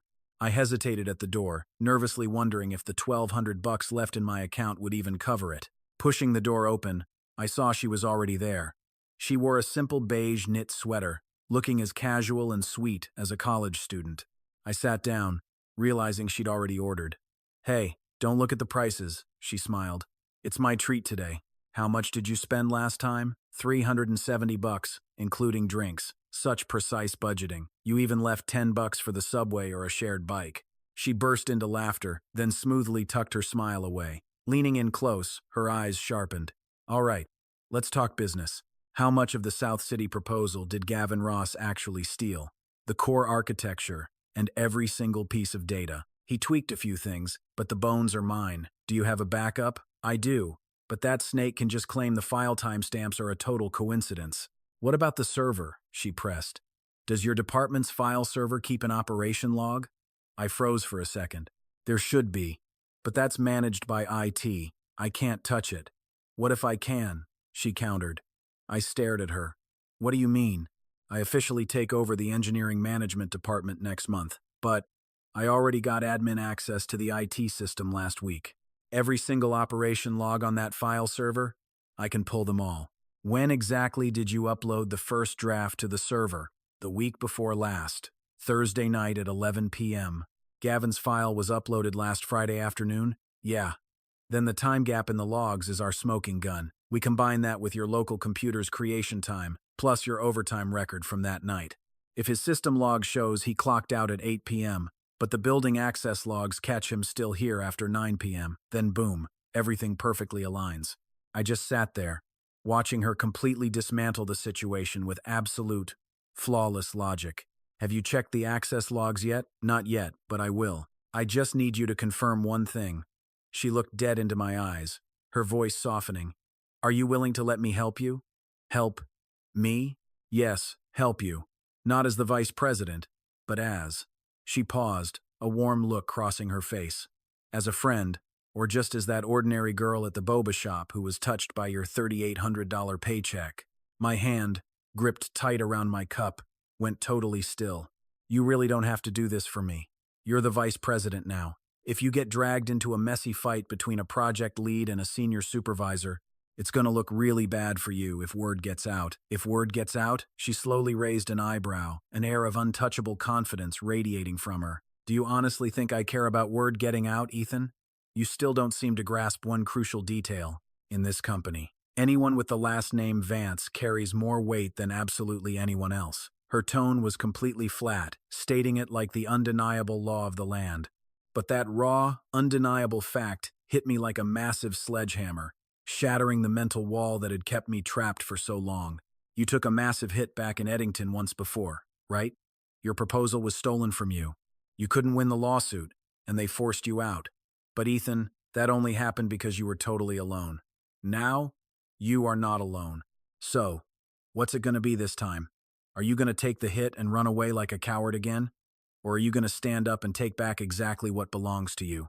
I tapped my chopsticks against the table. Tap, tap. A quiet sound lost in the restaurant's ambient music. Nobody else noticed, but I knew deep down this wasn't hesitation. It was the heavy, sweet sound of total relief. I had finally made my choice. I looked her in the eye, my voice rock solid. I'm not going anywhere. I ran like hell in Eddington, and I refused to do it a second time. A sly grin touched Audrey's lips as she raised her sake cup. Then stay. She took a slow sip. Tomorrow morning, I'll pull those logs and expose that bastard for good. Head back, make a copy of every single local file backup you have, and hand them over to me. Once you do that, you won't need to worry about a thing. You only have one job right now. What is it? Make that South City proposal an absolute masterpiece. Make it so undeniably good that nobody could ever replace your original work with some cheap, stolen replica. Can you do that for me? I held her gaze, looking straight into her eyes. She wasn't wearing any makeup today, and as the soft light caught her face, all I saw was a clean, unshakable determination. Yes, when that single word left my throat, my own voice sounded steadier than it ever had in my entire life. For the next 2 weeks, I practically chained myself to the office. I completely trashed my preliminary draft for the South City proposal and started over from scratch. I wasn't about to settle for a proposal that would just get by. I was going to craft something so brilliant that no one could possibly forget it after a single glance. All those heavy-hitting design skills from my time over in Eddington had been locked away in the dark at the bottom of my trunk for 3 long years. But now, I brought out absolutely everything. Design language, spatial logic, community topology analysis, and highly advanced smart traffic flow. I pushed every single section of that project right to the absolute limit. Chloe backed me up, making 3 separate trips to the actual construction site just to pull the raw, real-world data. Ethan, this community traffic flow model of yours, why does it look exactly like a brilliant concept I read about in an industry journal? She stopped dead, catching herself right in the middle of her sentence. Wait, what was the pen name of that article's author again? Hensley. Right. Hensley. Have you read that piece? I completely ignored the question. Back to work. No distractions. Chloe tilted her head, studying me for 2 long seconds, but she didn't push it any further. But the second she sat back down at her workstation, I noticed her quietly opening a new browser tab. I watched her type Hensley Community Traffic Flow Design right into the search bar. Naturally, I just pretended not to see a thing. While we were grinding away on our end, Gavin Ross certainly wasn't just sitting on his hands. He started heavily seeding toxic rumors all around the department. He didn't do it openly, of course, opting for sneaky, insidious little insinuations instead. Ethan's been getting awfully cozy with Vice President Vance lately, hasn't he? Who really knows what she sees in the guy? Maybe his proposals aren't the only pretty things he has to offer. Maybe his face is doing all the heavy lifting. Naturally, Gavin never let these words leave his own mouth. The filth was dripped out, bit, by his little lackeys hanging around the break room and over lunch. The deadly thing about a vicious rumor isn't whether it's actually true or entirely fake. It's all about how insanely fast it spreads. When Chloe finally broke the news to me, she looked completely sick with worry. Ethan, literally everyone out there is whispering that you have some sort of wildly inappropriate relationship with Vice President Vance. They're saying your proposal didn't get approved because you're actually capable, but because of what, Chloe? Because you used some shady connections and went through the back door. She whispered those last few agonizing words incredibly quietly. I slowly stood up from my desk and took 2 steps toward the window. Outside, The massive construction site hummed, along with giant tower cranes spinning in the wind. Gavin Ross was the coward pulling the strings on this. I knew it in my gut, but I had absolutely no proof. And honestly, even if I did have solid proof, it wouldn't mean a damn thing. He never said it to anyone's face. He just let others spread his poison. So what are you going to do? I slowly turned back around to face her. Make the proposal so undeniably perfect that it hurts. Ignore all the background noise. Oh, so you're pulling the whole "an innocent man has nothing to fear" routine? It's not about playing innocent, Chloe. It's about crushing him so completely that he's left with absolutely nothing to say when the truth drops. Chloe let out a heavy sigh. All right, I believe you, but you really need to brace yourself. A scumbag like Gavin Ross doesn't just rely on spreading nasty little rumors. Turns out, she was dead right. Later that exact same afternoon, I found out that 3 critical files had vanished from my computer. All of them were my core data analysis spreadsheets for the South City proposal. This wasn't some clumsy, accidental deletion, either. Someone had permanently nuked them from both my local drive and the recycle bin. I immediately pulled up my computer's internal operation log. The exact deletion time? 11:30 p.m. the night before. I had packed up and left the office around 9 p.m. Who the hell was still creeping around the company at 11:30 at night? And more importantly, who punched in my personal password? I was the only person alive who knew that password. But wait, the last time that snake broke into my computer, he easily could have spied on my unlock sequence. I quickly fired off an urgent message to Audrey. My files were just wiped. Her reply popped up almost instantly. Which ones? The 3 core data spreadsheets. Do you have any kind of backup? I've got 1 copy saved on my USB drive, but it's a severely outdated version. What about on the main server? It was completely overwritten. They replaced my work with blank, empty files. She didn't reply right away this time. Then, after 10 agonizing minutes, a new message buzzed through. Do not panic. I've already got someone pulling a complete, full system backup straight from the IT department. The main server runs an automatic backup every single day at 2 a.m. Since he maliciously deleted your work at 11:30 p.m., your clean original files will still be safely sitting inside that morning's 2 a.m. save. Just make sure you stop by my office the second you finish work today. At 6 p.m., up on the 26th floor of corporate headquarters, I stepped into Audrey's office.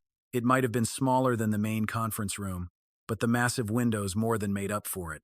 The entire back wall was essentially one giant pane of glass, perfectly framing the fading remnants of the evening sunset. Without a word, she slid a thick stack of printed papers right in front of me. The official server operation logs. I eagerly flipped open the very first page. Right there in black and white, it clearly logged the exact upload time of my original first draft. The proof was right there on the screen. The logs from the week before last, on the 23rd, showed Gavin Ross uploaded his file at exactly 15:42, a full 8 days after I did. But here is the real kicker. Right in the middle of those dates, there was a hidden entry. At 21:38, Gavin's exact employee ID logged into the main file server and downloaded my entire initial draft. It was right there in black and white. My hands were literally shaking with rage. That is not all, Audrey murmured, flipping to the second page. Check the building access log. The exact time Gavin swiped his keycard to leave the parking garage that night was 10:05 p.m., but his official attendance record shows he clocked out at 8 p.m. sharp. That leaves a massive, unaccounted window of 2 hours and 15 minutes. During that exact window, he used his ID to log into the server and steal your files. She then flipped to the third page. 3 nights ago, at 11:31 p.m., Gavin's employee ID popped up in the system operation logs once again. He completely deleted your 3 core data files and used blank documents to overwrite the originals on the server. I slammed the folder shut, pressing my trembling fingers hard against the cover. This is more than enough evidence to ruin him. When should I take this to Director Miller? I asked. We are not going to Director Miller, she replied flatly. Audrey stood up and slowly walked over to the floor-to-ceiling window, the fiery orange sunset casting a golden glow across her sharp profile. Next Thursday is the massive corporate year-end proposal review. Vice President Davis, Director Miller, and several heavy-hitting external experts will all be sitting right there. You are going to deliver your final presentation right in front of every single one of them. Gavin will absolutely be there too. and he is definitely going to bring that stolen alternative proposal of his to try and crush you." She slowly turned back to meet my eyes. "Leave the hard evidence to me. You just focus on delivering a killer presentation. The second he tries to question you in front of the board, I will tear his little disguise apart." I just stared at her in awe. Doing this means going to war with Gavin directly. He has deep connections in this company. "Aren't you worried about the backlash?" I warned. Her voice dropped to a soft, dangerous whisper. "My last name is Vance. There is absolutely no one in this entire building worth my worry." The day of the ultimate showdown finally arrived. The grand conference room on the 26th floor was packed to the brim with executives. Vice President Davis sat at the very head of the table. Director Miller sat right beside him, casually twirling a silver pen between his fingers. 3 ruthless external review experts sat opposite them, thick stacks of documents looming in front of each. Gavin Ross sat just 2 seats to my left, wearing a sharp, tailored suit and looking sickeningly smug. Right in front of him sat his beautifully bound alternative proposal, just waiting to be shown off. Audrey was the very last person to arrive. The moment she walked through those double doors, every single executive scrambled to stand up. "Sit," she ordered coldly, pulling out a small chair in the far corner. She quietly flipped open a notebook, disguising herself as nothing more than a casual observer. The battle began, and I was up first. I fired up the projector, opened my proposal, and confidently walked them through it, page by page. Unlike my stolen draft, I had completely overhauled this new version from the bare bones all the way to the final polish. Everything was 100% fresh. The design logic was totally bulletproof, and the supporting data was absolute steel. But the real kill shot, I added a brand new section that Gavin had never seen. A complete, high-level strategic solution for a smart community management system. I had burned through 2 straight weeks of brutal overtime to build this, secretly weaving in the advanced traffic flow methodology I used 3 years ago back in Eddington. It was the exact same theoretical framework I had secretly published in a top-tier industry journal under my hidden pen name, Hensley. The underlying logic of this analysis method actually originates from some deep research exploration I conducted a few years ago, I explained smoothly. I intentionally glossed over the heavy details with just that one simple sentence, holding my cards close to my chest during the presentation. Over in the corner, Audrey just smirked and casually flipped a page in her notebook. As I wrapped up, Vice President Davis gave an approving nod. "Not bad at all. This is miles ahead of your initial draft," he praised. Next up, Gavin Ross confidently stood up and flashed the first 3 pages of his proposal onto the giant screen. Luckily, his intro did not overlap much with mine. But the second he hit page 4, the entire core architecture, the complex design logic, and the detailed data analysis framework were almost identical carbon copies of my stolen initial draft. I sat frozen in my chair, gripping my pen so hard my knuckles turned white, forcing myself to just breathe and stay calm. When Gavin reached his 7th slide, he threw his head back with ridiculous confidence. "This cutting-edge analytical approach to community traffic flow is actually a bold, innovative attempt I personally developed recently," he lied through his teeth. "Supervisor Ross." Audrey's sharp voice suddenly sliced through the air from the back corner. The entire room went dead silent. She did not even bother to stand. Lazily flipping through her notebook without so much as looking at him, she dropped the bomb. "This brilliant traffic flow approach of yours is suspiciously identical in structure to Supervisor Ethan's original initial draft. Care to explain that?" The corner of Gavin's mouth twitched in panic, but he instantly slapped on a fake smile to hide it. "Vice President Vance. Well, great minds simply think alike, right? It is completely normal for seasoned professionals in our industry to occasionally have overlapping creative visions. Besides, my entire proposal was completed 100% independently on my end." "Oh, really?" As for the timing, Audrey coldly flipped to the next page of her notebook. "System logs show your proposal file was uploaded to the secure server exactly 8 days after Supervisor Ethan's initial draft was saved." "How the hell do you explain this?" Gavin's face drained of color. "The server time proves absolutely nothing. Look at the creation time on my local files. Local times can be faked." Audrey looked up, her gaze icy. "But the server's operation logs? They don't lie. On a specific date, at exactly 9:38 p.m., your employee ID logged into the server and ripped Supervisor Ethan's initial draft. 3 nights ago, at 11:31 p.m., you logged back in, wiped Ethan's 3 core data files, and used blanks to overwrite the original archives. The IT department already exported and backed up every single keystroke. Got any more excuses, Supervisor Ross? The conference room went dead silent. All eyes locked onto Gavin. His face violently shifted from flushed red to ghostly pale. He gripped the table so hard his knuckles turned dead white. This has to be a mistake. Why would I do that? He stammered. Audrey cut him off. Building access logs show you left that night at 10:05 p.m. Yet your attendance record says you clocked out at 8 p.m. Those 2 hours and 15 minutes. What exactly were you doing? Audrey's tone was dead calm, but every word hammered the final nails into his coffin. Gavin opened his mouth, but zero sound came out. Vice President Davis slowly took off his glasses, staring him down. Gavin, I expect a formal explanation. If this checks out. He paused, letting the heavy threat hang. You know the consequences. Sweat practically poured down Gavin's forehead. He shot desperate looks around the room, but everyone avoided his eyes. He shot out of his chair. I need time to verify this. Snatching his bag, he scrambled out, stumbling so badly he almost face-planted into the doorframe. The door clicked shut behind him, leaving a few seconds of beautiful, stunned silence. Vice President Davis looked right at me. Supervisor Ethan, please continue. You are still the lead on the South City project. I nodded, my voice rock steady. You got it, Vice President Davis. Once the pitch wrapped, the room cleared out. I was the last one left, soaking in the victory. Out in the hall, Audrey was leaning against the wall waiting for me. Nervous? She asked. I was at first, I admitted.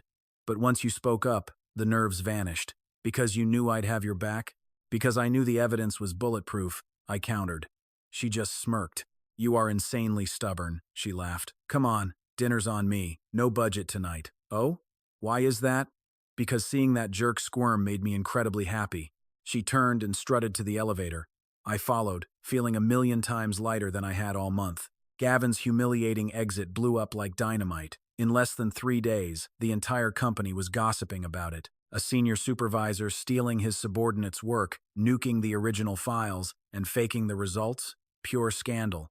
Once that label stuck, he was dead in the water. HR slapped him with a formal investigation immediately. Desperate, Gavin submitted a pathetic 3-page written excuse. Rumor had it he blamed everything on misunderstandings and poor communication, conveniently forgetting to mention how he hacked into my folders. But server logs don't care about excuses. With ironclad evidence, 3 pages of BS couldn't save his career. Later, Director David Miller pulled me into his office and shut the door. Ethan, what's your take on this whole Gavin mess? Director Miller, that's really not for me to say. I'm not testing your loyalty, kid. I'm asking when you actually figured it out. I looked him dead in the eyes. Miller wasn't a bad guy, just a passive pushover who'd survived here for 10 years. But nice guys never stick their necks out to help you when it counts. Day 3 after I turned in my first draft, I said, I saw Gavin's alternative pitch completely ripped off my core concept. I had 0 proof, so I kept my mouth shut. Then my files magically vanished. I knew damn well it wasn't a coincidence. David sat in heavy silence. It was Vice President Vance who pulled those logs for you, wasn't it? I kept my mouth shut, confirming nothing. He let out a long, heavy sigh. Listen, Ethan, your proposal is brilliant. Leagues better than Gavin's, better than anyone's in this entire department. But your biggest flaw? You have absolutely no idea how to watch your own back. I know what happened to you 3 years ago. My heart stopped cold. You heard about the incident at Arc Design Institute? Your old factory district renewal project. Yeah, the higher-ups in the industry all heard the whispers. It's just that nobody wanted to cross Julian Stone to defend you. So, you vanished from Eddington, tucked your tail, came to Apex, and started from rock bottom. I honestly thought you'd given up on design for good. But this South City pitch? It proved you didn't lose your passion. You were just terrified to show it. I sat frozen, staring at the floor. I looked up, clenching my jaw. I'm not afraid anymore. David stood and walked over to the window. Good, Ethan. I can't fight your battles, but there is one thing I can do. You're taking charge of next month's bidding defense, Director Miller said, his tone dead serious, not as a supervisor, but as the lead designer. I snapped my head up. Director Miller? What do you mean? He leaned forward. I just pushed through a special transfer with corporate. You are now in full control of the technical proposal for the South City project. That includes everything design, construction, and operations. As of right now, you are the temporary project technical director. You're holding the exact same rank as Gavin. I shot up from my chair, totally stunned. Suddenly, a soft knock echoed through the room. The door swung open. Audrey stood there, looking sharp as ever. "You guys done talking?" she asked, her eyes darting from Director Miller straight to me. "I've already signed off on your promotion, Ethan. From this second on, you report directly to me." Miller gave a silent, respectful nod. Audrey didn't even blink. "Come with me," she ordered. "I've got something to show you." I followed her out of Miller's office, my mind racing. She led the way down the hall, her heels clicking at a slow, deliberate pace. "You said the snake who stole your proposal 3 years ago was Julian Stone, right? The current design director at Horizon Architecture?" "Yeah," I muttered.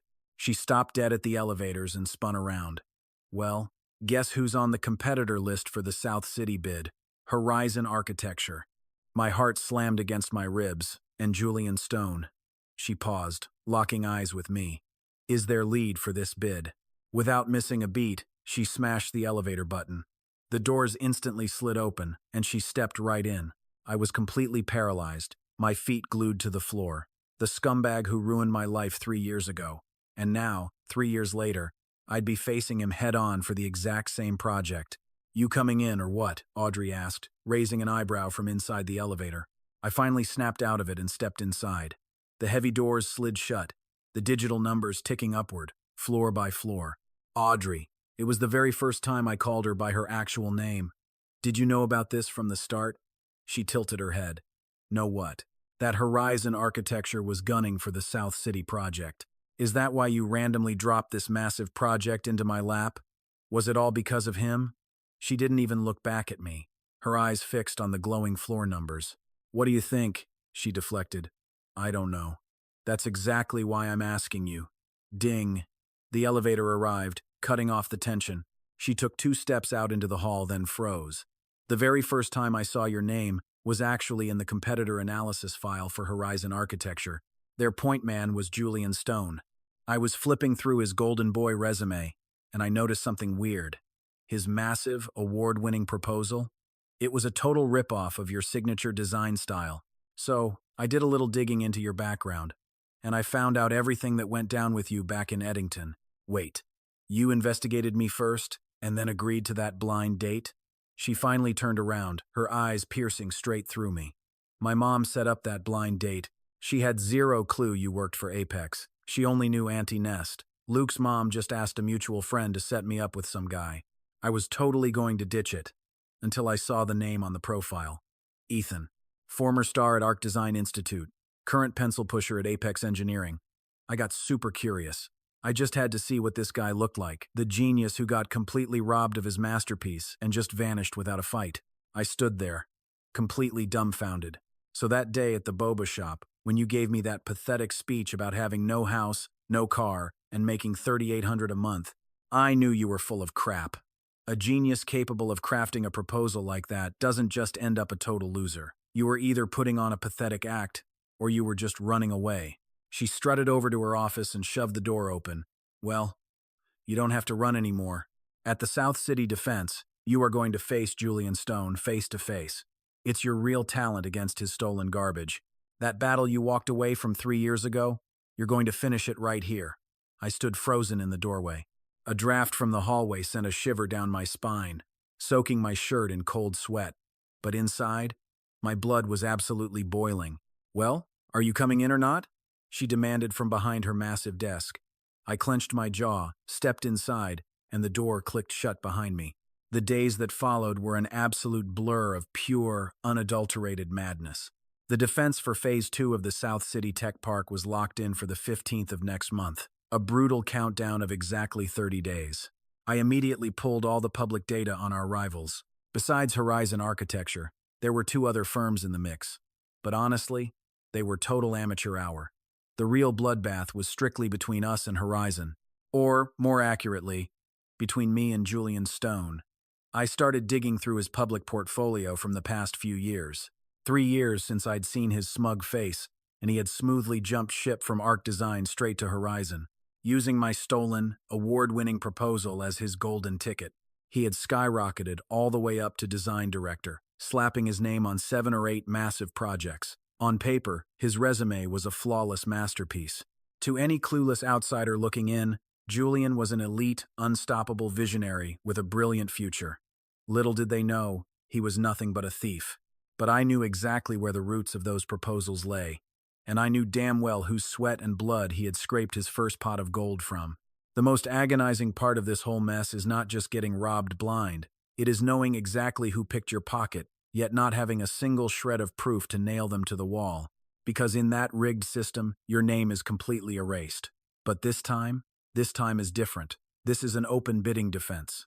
My proposal and his are going to be laid out bare on the exact same table. The review board will see it, industry peers will see it, and absolutely everybody is going to see the truth. I poured every ounce of my soul into polishing the design, construction, and operations.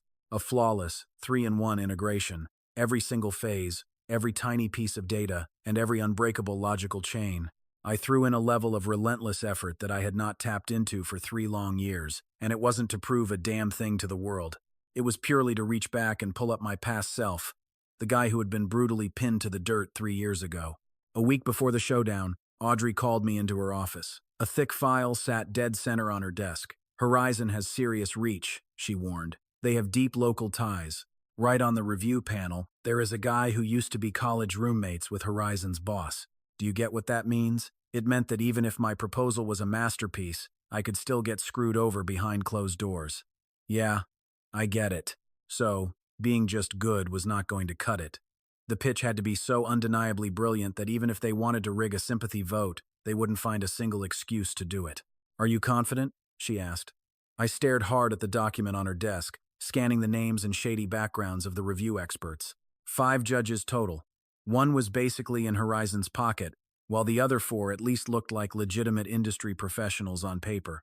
There is something massive I want to add to our pitch, I told her. Oh? What is it? A fully operational smart community management system. Not some flimsy concept, but a hardcore, practical tech solution I built from scratch. It tracks traffic flow, manages energy consumption, and triggers safety alerts. I actually published a bunch of papers on this exact system under a ghost name. A few heavy hitters in the industry have heard of it, but it is still pretty under the radar. If I break this down during my presentation, Julian Stone's pitch is going to look like an absolute joke. He will not have this part because it is something I researched on my own long after. It was never in the original blueprint he stole from me. Even if that one guy on the panel is desperate to hand the win to Horizon, the colossal gap in sheer quality will be glaringly obvious. They won't have an inch of room to rig it. Audrey looked at me, intrigued. And what exactly was this pen name of yours? Hensley, I replied. Hensley. She grabbed her phone and quickly typed it in. A handful of highly rated posts from elite industry forums instantly popped up on her screen. Theoretical Framework for Smart Analysis of Community Traffic Flow, by Hensley. Then another. Spatial Reconstruction Thinking and Urban Renewal, by Hensley. Wait, you actually wrote all of these? Yeah, every single one. She slowly put down her phone and just stared at me in silence for several long seconds. Ethan, just how many more wild cards are you hiding up your sleeve? None, I smirked. Just these. Are you entirely sure? Positive. She let out a soft, slight smile. It wasn't a playful smile, though. It was heavy, layered with a painful mix of heartache and deep admiration. It was the kind of look that practically screamed, "You really are a brilliant, stubborn fool." All right, throw your smart management system into the ring, she said. But there is one massive catch you need to think through. Using Hensley's theoretical framework means permanently binding your secret identity to your real name. The entire industry is going to know that Ethan is Hensley. And when that bomb drops, your entire messy history back in Eddington is going to be dragged out into the light, too. Are you truly ready for that? Without a single second of hesitation, I looked her dead in the eye and said, I am ready. Fast forward to game day. The bidding defense was held at the massive Grand Conference Hall of the Municipal Planning Bureau. Representatives from all 4 rival bidding companies were seated anxiously below the main stage. Up on the platform sat the 5 review judges, flanked by 3 top executives from the Planning Bureau. The slick Horizon architecture team claimed the left side of the front row. and right there in the dead center seat was Julian Stone. The moment I walked through the double doors, my gaze locked dead onto his. We hadn't crossed paths in 3 years. He had definitely put on a few extra pounds, and his hairline was retreating fast, but those eyes, those cold, calculating snake eyes were exactly the same, always plotting, always weighing the pros and cons of every single breath he took. Oh, he recognized me all right. I saw his pupils instantly constrict with panic, before he violently jerked his head away, playing dumb and pretending we were strangers. The drawing of lots locked in our presentation order. Horizon was up second. We were in the third slot, right on their heels. The first company dragged through a painfully mediocre presentation, boring, forgettable, and zero real highlights. Then, it was Horizon's turn to shine. Julian Stone smugly strutted onto the stage. His slides were a visual masterpiece, and his speech was smooth as silk. 3 years of non-stop grifting had clearly made him even better at faking it and putting on a hell of a theatrical performance. He rambled on for 40 long minutes, covering design, construction, and operations across 3 grand dimensions. But when he finally reached the section for smart community management, the fraud only flashed 2 pathetic slides. He completely brushed it off with one single line. We plan to implement a smart management system in the later stages. Just a hollow, empty promise. Absolutely zero framework, zero hard data, and zero implementation path. Why? Because the bastard was still coasting off the exact same blueprint he stole from me 3 years ago. But over those 3 agonizing years, I had been brutally grinding and moving forward. He was stuck in the past, and now, it was my turn to bury him. I pushed my chair back, stood up tall, and marched straight onto the stage. Dozens of judgmental eyes locked onto me from the floor, waiting for the show. Julian Stone glared daggers at me through the packed crowd, but I just smirked and opened my proposal for Phase 2 of the South City Science and Technology Park. The theme of our pitch? A seamless dialogue between the past and the future. This wasn't some lazy tear-down and rebuild job. It was about breathing new life into forgotten spaces. I stood tall and laid out our core technical path. For the first 20 minutes, I systematically broke down the design and construction coordination, slamming the raw data and undeniable logic right there on the table. You could hear the review experts furiously flipping through our proposal booklets. Some were nodding in deep approval, while others were practically tearing through their notebooks. Then, I flipped to page 45. Next up was the absolute core of our pitch. I introduced a smart community management system based on a theoretical framework I'd previously published in an industry journal, flawlessly integrating traffic flow analysis, energy consumption simulation, and real-time safety alerts into one massive 3-in-1 system. This wasn't just some flashy concept. It was a practical, data-verified reality. Right then, I caught Julian Stone's expression completely twisting. It wasn't just a subtle flinch. The guy looked like he'd seen a ghost. Why? Because he recognized it. He had seen this exact theory before, not in some published article, but exactly 3 years ago, in the outline of the proposal he brutally stole from me. But back then, it was just a prototype. He might have stolen my finished product, but he never got the seed. And that seed? It grew with me for 3 agonizing years, evolving into a masterpiece he could never even dream of stealing. I spent a solid 20 minutes breaking down the system. Every single slide was packed with undeniable substance, and every set of data was bulletproof against their scrutiny. Right as I hit the traffic flow analysis, one of the top review experts suddenly cut me off. "Mr. Hayes, this methodology of yours for traffic flow analysis. I read an article in the Journal of Urban Planning a while back. The author went by the pen name Hensley. Your theory is terrifyingly similar to the methodology in that exact article. May I ask what your relationship is with this, Mr. Hensley?" The entire hall went dead silent. I casually glanced down from the stage. Julian Stone's knuckles were completely white as he gripped his armrests. I leaned into the mic and dropped the bomb. "I am Hensley." The conference hall was pin-drop silent for about 3 seconds. Then, an absolute uproar of whispers exploded across the audience. The review expert frantically adjusted his glasses, scrambling through the materials in his hands. "Wait, you're saying you are the Hensley who published 3 consecutive groundbreaking papers in the Journal of Urban Planning? Man, I've literally taught that paper to my university students. Mr. Hayes, just how old are you?" 29. Then, another review expert chimed in. "I've seen Hensley's theories blowing up the internal chats of the Provincial Architectural Design Association. Everyone was dying to know who this mystery genius was since they never showed their face. So, you were hiding in plain sight all along? The murmurs below the stage grew deafening, but I couldn't care less about the crowd. My eyes were locked dead onto Julian Stone. He just sat there, stiff as a board, the color draining from his face second by second. But I have a question. The review expert who had asked the first question spoke up once again.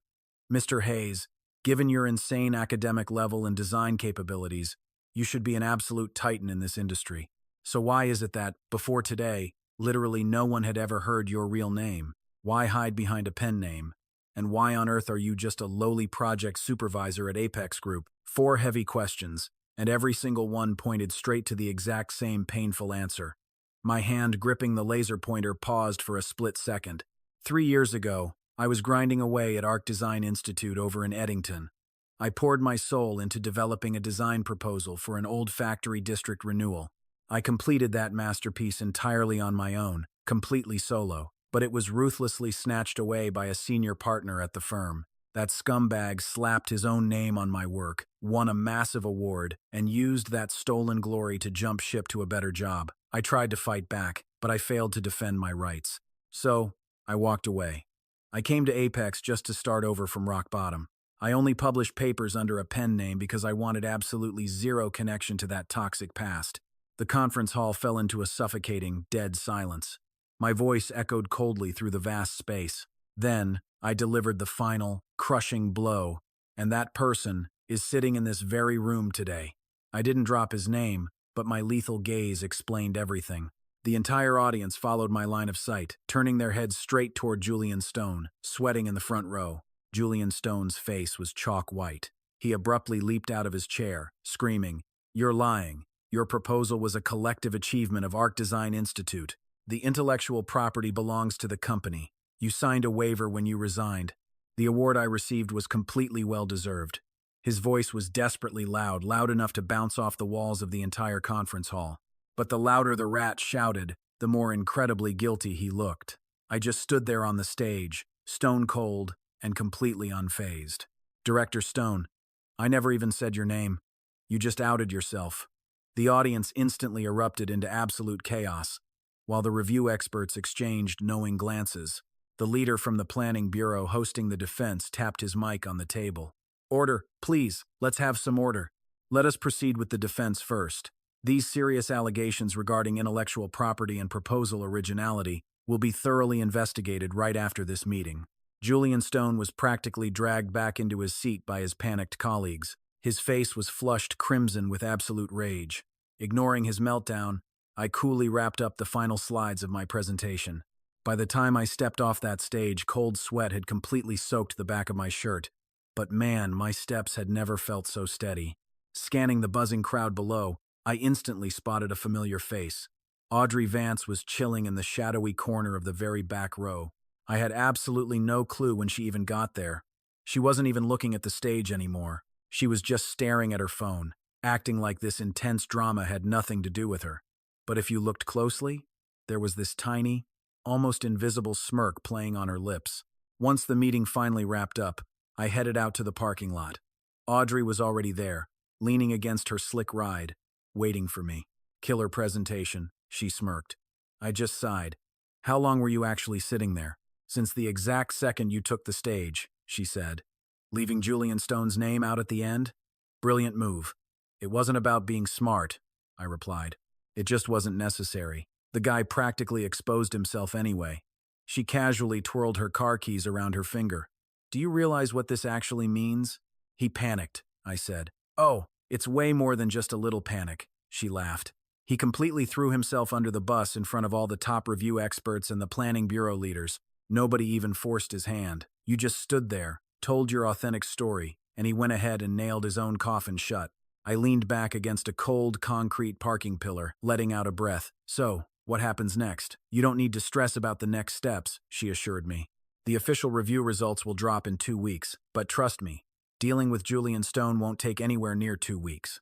"What exactly do you mean by that?" I asked. She just popped open the car door and gracefully slid inside. "Get in." I hesitated for a split second before asking, "Where are we heading to eat?" "Let me guess. You skipped lunch again, didn't you?" she teased. "Wait, how did you know that?" Because our underdog hero always loses his appetite when the nerves kick in. But now that your big speech is over, I bet you're absolutely starving to death. She fired up the engine. I just stood there staring at her for 2 solid seconds before finally pulling open the passenger door. The very second I dropped into the leather seat, I noticed something waiting in the cup holder. It was a bottle of my usual cheap mineral water. The kind that barely cost $2 a pop, a total contrast to the fancy Perrier that normally stocked her ride. I didn't say a single word. I just quietly unscrewed the cap and took a long, refreshing sip. She really thought of everything. By the 3rd day after that explosive defense, a massive bombshell dropped. A lengthy post suddenly surfaced on an anonymous architecture industry forum. The clickbait title screamed, "Unveiling the Provincial Outstanding Design Proposal, a story of a stolen soul." The post ruthlessly laid out the exact timeline of that old factory district renewal project from 3 years ago.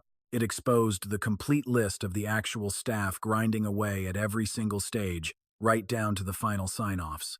It perfectly contrasted the absolute fraud who won the award with the brilliant underdog who actually poured his blood, sweat, and tears into creating the original proposal. It didn't drop any direct names, sure, but the evidence was so brutally specific that any industry insider could spot the thief from a mile away. The internet did its thing, and the post completely blew up, raking in over 80,000 views in just 24 hours. Down in the chaotic comments section, a bunch of users claiming to be ex-employees of Arc Design Institute started dropping truth bombs. Finally, someone had the guts to speak up, one wrote. Another chimed in. Literally everyone at the institute knew the dirty truth back then, but we were all too terrified to step out of line. Such a heartbreaking tragedy for that talented young guy. The karma train didn't stop there. On day 4, a ruthless reporter from Architectural Weekly blew up Horizon Architecture's PR hotline, aggressively demanding an interview about the so-called originality of Julian Stone's award-winning scam. Horizon's panicked PR department instantly rejected the interview request, scrambling for damage control. But their guilt was obvious. That very same evening, Horizon Architecture's official social media accounts quietly scrubbed every single promotional post bragging about Julian Stone's fake achievements. Fast forward to the 5th day, and the final nail in the coffin arrived. The prestigious Provincial Architectural Design Association publicly announced they were launching a full-blown reevaluation into that outstanding design award from 3 years ago. Overnight, Julian Stone was forcefully stripped of his elite status and indefinitely suspended from the association's expert committee. Oh, how the mighty fall. Then came day 6. My phone buzzed with an unknown number. I picked it up, and there was this heavy, suffocating silence on the other end for a few tense seconds. Finally, a shaky, desperate male voice hissed a single sentence. "Ethan, you did this, didn't you?" I kept my voice icy cool. "Julian, I honestly have zero clue what you're even talking about. You're the rat who published that damn post," he barked. "What post?" I fired back. "Stop playing dumb with me, Ethan. Look, whatever happened 3 years ago is ancient history. Then what the hell did you mean by running your mouth at the bidding defense?" he yelled. "Relax," I said smoothly. "I was merely answering the review expert's questions. Nothing more, nothing less." The line went dead silent for an agonizingly long time. "Ethan, just tell me, what is it that you want?" "What do I want?" I echoed, letting out a dark, mocking chuckle. "Julian, I don't want a single damn thing from you. 3 years ago, you ruthlessly stole my life's work. I didn't hunt you down, and I sure as hell didn't drag you into a messy lawsuit. But listen closely. Those ideas you ripped off didn't just vanish into thin air. They are permanently wired into my DNA. You might have stolen the fruit off the branches, but my roots, they remain untouched. And guess what? Your stolen fruit has completely rotted away, while my tree just keeps on growing stronger. The outcome of this bid is strictly going to be decided by the sheer quality of our proposals. If you somehow manage to win fairly, I'll take the loss. But when you inevitably lose, you'd better swallow your pride and accept it too." I killed the call. Just as the screen faded to black, a fresh message popped up. It was an update showing the viral forum post the exact same one my brilliant partner in crime Audrey had secretly published had just smashed past 150,000 views. And the best part? Down in the comments, 2 more brave former colleagues from Arc Design Institute had just stepped out of the shadows to publicly testify against him. Checkmate. The Provincial Association's review was moving way faster than I expected. Clearly, Julian's reputation was already circling the drain. I fired back a quick text. I wasn't the one who leaked that post. Audrey replied with just a single period. I stared at that tiny dot for what felt like an eternity, totally sweating bullets, before I finally sent my next text. It was you, wasn't it? No response to that. Instead, her next message completely threw me off guard. Are you free this weekend? My dad wants to meet you. Wait, what? Arthur Vance? The legendary founder and chairman of Apex Group? A titan worth tens of billions and a top 5 heavyweight in the city's business elite. This was a guy I'd only ever caught a blurry glimpse of from the cheap seats at the company's annual gala, and now his daughter was casually dropping that he wanted to see me. I sat on the edge of my crappy rented bed, staring at my screen as my palms started sweating profusely. Why on earth does your dad want to see me? I typed. Her reply? Because I told him all about your situation. What exactly did you tell him? I begged. Everything that needed to be said. I typed frantically. Audrey, can you please be a little more specific? Nope. Saturday at noon, Lakeview Manor. I'll drive over to pick you up. Just dress normally. And whatever you do, do not wear that plaid gray hoodie. I looked down at my chest. I was literally wearing that exact gray hoodie right then. I spent the next few days leading up to the weekend in an absolute state of sheer panic.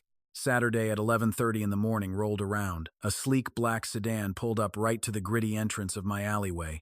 The driver stepped out and opened the door for me like I was some kind of VIP. Inside, there was bottled water, tissues, and the climate control was dialed in perfectly. 40 minutes later, we pulled up to Lakeview Manor. I had definitely heard rumors about this place before. It was an ultra-luxurious villa community running as a strictly private club. You couldn't just buy your way in with cash. It required an incredibly exclusive membership. The car parked smoothly in front of a massive 3-story villa. A sharp-looking young guy in a suit was waiting at the door. Mr. Hayes, please follow me. Stepping inside, the grand foyer was literally big enough to park a truck in. Deeper inside, the living room opened up like an absolute cavern.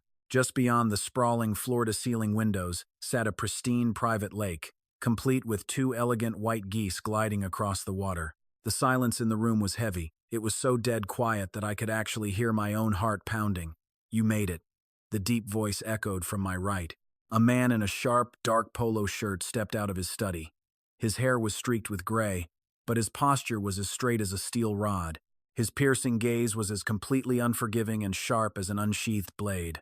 Arthur Vance looked a bit older in person than he did on those glossy corporate billboards, but no camera could ever capture his terrifying, commanding aura. Take a seat. He sank into the plush sofa and motioned to the spot right across from him. I sat down instantly, keeping my back completely rigid. So, you're Ethan? Audrey filled me in on your messy little situation, going on a blind date as a favor for her cousin, only to end up getting yourself completely wrapped up in all this. Pretty much, I managed to say. He just stared, his intense eyes sweeping slowly from my face right down to my collar. Then his gaze tracked all the way down to my shoes, like he was conducting a brutal full-body audit. I reviewed your South City proposal. It's very well done. Far better than that absolute pile of garbage Gavin Ross managed to scrape together. I completely froze. The billionaire chairman had just called Gavin's work straight-up trash to my face. But a well-crafted proposal doesn't really prove anything. He leaned back into the leather sofa, his voice dropping to a freezing chill. Ethan, I'll be direct. I know Audrey has taken a real liking to you, but knowing that doesn't mean I approve of this, especially given your current circumstances. Naturally, I dug into your background. A former hotshot designer at Arc Design Institute, whose brilliant proposal was blatantly stolen by someone else. You fled Eddington with your tail between your legs, crawled over to Apex, and got stuck in construction management. You've been rotting in that position for over 2 years now. Your salary is miserable, your savings are a joke, and you live in some dingy rented room out in a rundown urban slum. That pretty much covers it, right? So, let me ask you straight up. What exactly do you have to offer to justify being with my daughter? His question hit me like a sledgehammer right to the chest, not because it was some mind game, but because it was just so brutally, undeniably realistic. I genuinely had nothing to my name. No house, no car, and my bank account didn't even scrape past $20,000. The only valuable assets I actually possessed were the raw blueprints, proposals, and crazy ideas locked inside my head. But to a titan worth tens of billions of dollars, how much was my so-called potential actually worth to him? 0. Mr. Vance, I don't have any real leverage to show off right now, I said, locking eyes with him. But there's one thing I can absolutely guarantee. Oh? And what's that? Regardless of whether your daughter is in the picture, I am going to execute the South City project flawlessly. And regardless of whether Apex Group even exists, I am more than capable of standing on my own 2 feet. I didn't claw my way back this far just to ride on someone else's coattails or status, and that definitely includes Audrey's. Arthur Vance just stared at me in dead silence. There was no anger, but no approval either, just a heavy, calculating scrutiny weighing my worth. You certainly have a lot of backbone, kid, he finally muttered. But can backbone put food on the table in the real world? No, I fired back. But for a man with absolutely no backbone, even the most expensive food in the world tastes like ash. He fell completely silent. The pause dragged on for so long that I was sure he was going to throw me out on the street. Ethan, he said, his voice lowering. The final bidding results for the massive South City project aren't out just yet. Come talk to me again once the dust settles and the results are announced. If you actually pull off a win. He slowly stood up, towering over me. I won't stand in Audrey's way. But what if you lose? He walked over to the massive window, watching those pristine white geese out on the lake. If you lose, you vanish from my daughter's world. Forever. And don't cause any trouble for her. He didn't even bother turning around, but the absolute chill in his tone was crystal clear. This wasn't some friendly negotiation. It was a flat-out ultimatum. When I finally walked out of Lakeview Manor, the glaring sunlight practically blinded me. Suddenly, my phone buzzed. It was Audrey. How did it go? She asked. Well, your dad said, I have to win the South City project before I can even think about pursuing you. The other end of the line went dead silent for a moment. Then, what do you plan to do? She asked. Win. Just that single word. One word was more than enough. 2 weeks later, the highly anticipated bidding results for Phase 2 of the South City Science and Technology Park were finally announced. Sitting at my office computer, I stared at a new email notification popping up from the Municipal Planning Bureau. The exact second I clicked it open, Chloe happened to be hovering right next to me. Ethan, let me see. She leaned over my shoulder, her eyes widening larger than dinner plates. The third paragraph of that official notification text read, following a comprehensive evaluation by the Expert Review Committee, the winning bidder for the integrated design and construction of the South City Science and Technology Park Phase 2 project is Apex Group, ranked number 1 in comprehensive score, number 1 in technical proposal score, and number 1 in defense presentation score. First place across all 3 categories. Chloe shrieked right in my ear. Ethan, you got first place. Instantly, everyone in the entire office crowded around my desk. David Miller rushed out of his private office, rocking an expression I had never seen on him before. The guy looked like he had just hit the multi-million-dollar jackpot. Good job, kid. He slapped me so hard on the shoulder it stung. I knew you could pull it off. The office absolutely erupted in a wild celebration for quite a while. I just sat in my chair, quietly staring at the string of numbers below the email text. Horizon Architecture's comprehensive score was ranked 3rd. Not 2nd, but 3rd. They couldn't even manage to snag 2nd place, because the review panel absolutely tanked their score. During the defense presentation segment, Julian Stone's total meltdown at the venue was actually written into the evaluation comments by 3 different review experts. The presenter's emotional state was highly unstable, showing a bizarre overreaction to questions regarding originality, completely lacking in professional decorum. There it was, undeniably exposed in black and white. I quietly closed the email and sat there with my eyes shut for a while, soaking it all in. My phone buzzed against the desk. Audrey, did you see the results? I saw them. Come to Lakeview Manor tonight. My dad's orders. I stared at those 2 messages, my finger hovering over the glowing screen for a brief moment. Then, I quickly typed out 3 words. Okay, I'll go. Then I added one more line. I'll drive over this time. Don't you not have a car? She texted back. I borrowed one. Whose? Luke's. That absolute character of a cousin of yours? Yeah. His car might be a total piece of junk, but hey, it runs. A few seconds later, she sent back an emoji, a faceless, laughing one followed by a short text. All right, I'll wait for you at the gate. I shoved my phone deep into my pocket, stood up, and walked over to the window. The massive tower cranes on the construction site below were still spinning, Way off in the distance was the general direction of South City. On that empty plot of land, the buildings I designed would soon rise, sprouting bit by bit from the soil, just like how I had crawled my way out of the mud from 3 years ago. At 5 p.m., I called up Luke. "What's up, man?" The background noise on his end was chaotic, sounding like he was aggressively button-mashing in a video game. "Let me borrow your car." "For what?" "To meet someone." "Who?" "You don't know her." "Come on, man. Just spit it out. Is it that girl from the blind date?" "How did you know?" "Bro, you think I didn't know you sneakily took her business card? My mom already gossiped to her mom. They said you two were actually seeing each other." Tesk, look at you. You said you'd help me sabotage the date, but look who ended up falling for her. Keeping the good stuff in the family, right?" "Yeah, sure." "Luke, can you please just talk like a normal person?" All right, chill out. The car keys are in the usual spot.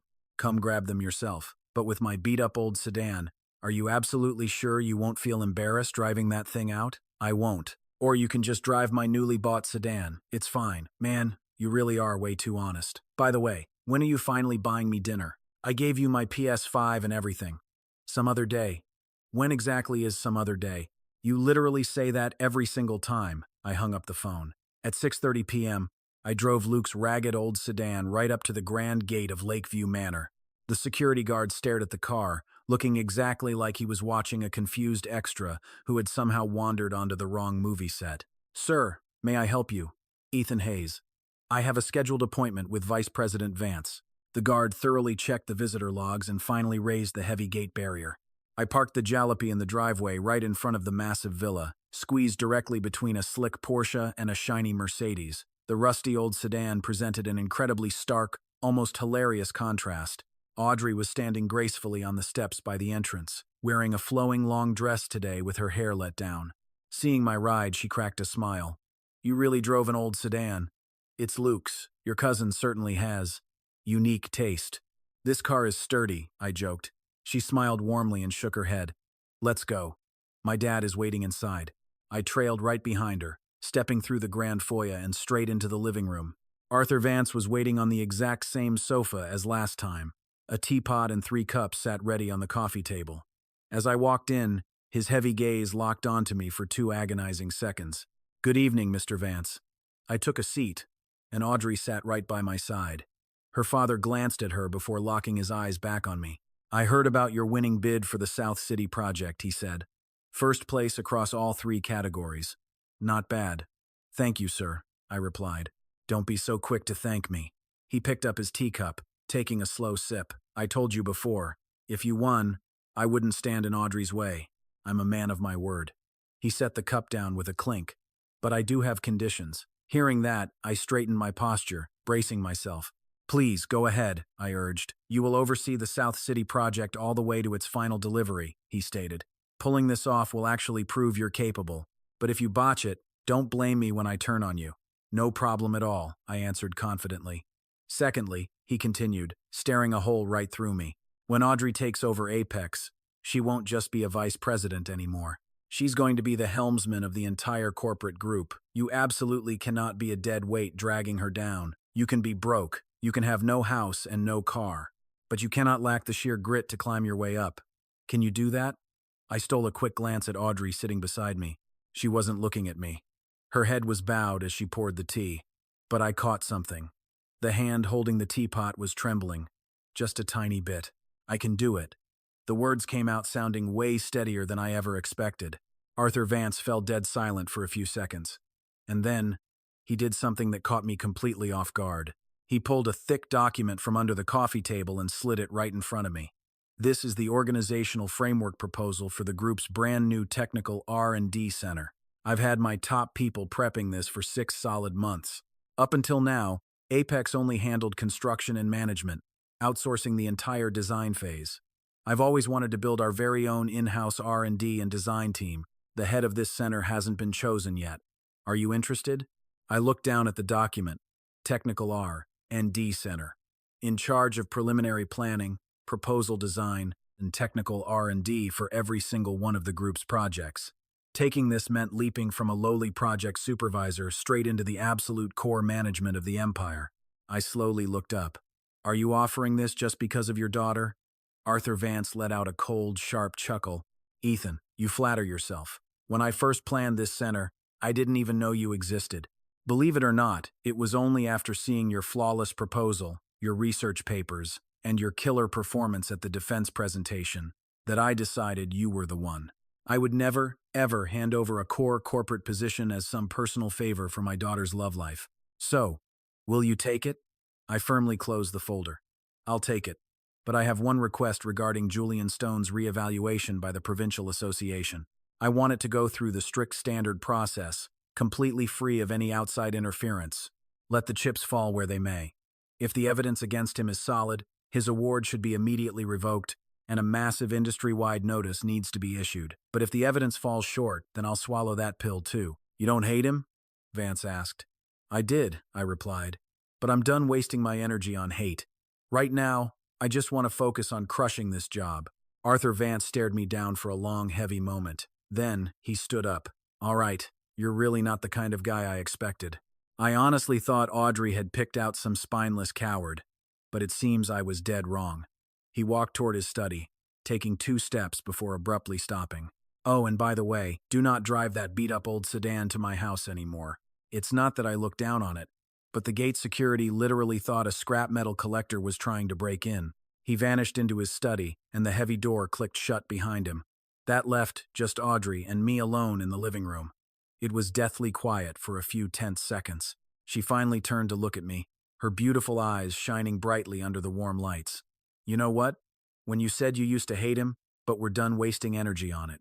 My dad's whole expression changed. Changed to what? I asked. From pure skepticism to absolute belief. She stood up with a graceful smile. Let's get out of here. It's getting pretty late. I'll walk you out. I walked with her to the grand entrance, coming to a stop on the front steps outside. The moonlight cast a gorgeous silver sheen across the nearby lake, and the night breeze brushed past with a slight, refreshing chill. Audrey, thank you. Thank you for what? She asked softly. For everything. From that little boba shop all the way up to right now. Without you, I probably wouldn't have landed the South City project. I might not have survived Gavin's absolute mess of a situation, and Julian's reevaluation definitely wouldn't have been launched. Well, don't you think you should also be thanking your cousin? She teased. Why is that? Because if he hadn't shoved you right in front of me, you never would have found such an amazing client like me. I smiled, and it was a real, genuine smile. Not an awkward one, not a nervous chuckle, and definitely not a bitter smirk. It was the kind of light-hearted, pure smile that rises straight from the bottom of your soul. For the first time in over 2 grueling years at Apex, I finally smiled like that. She smiled back at me, the pale moonlight dancing on the hem of her dress as the gentle breeze caught a stray lock of her long, beautiful hair.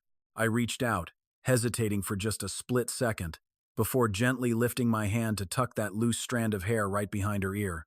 She didn't even flinch. Go on. I just turned around and walked straight toward my beat-up sedan. Ethan, she called out from behind.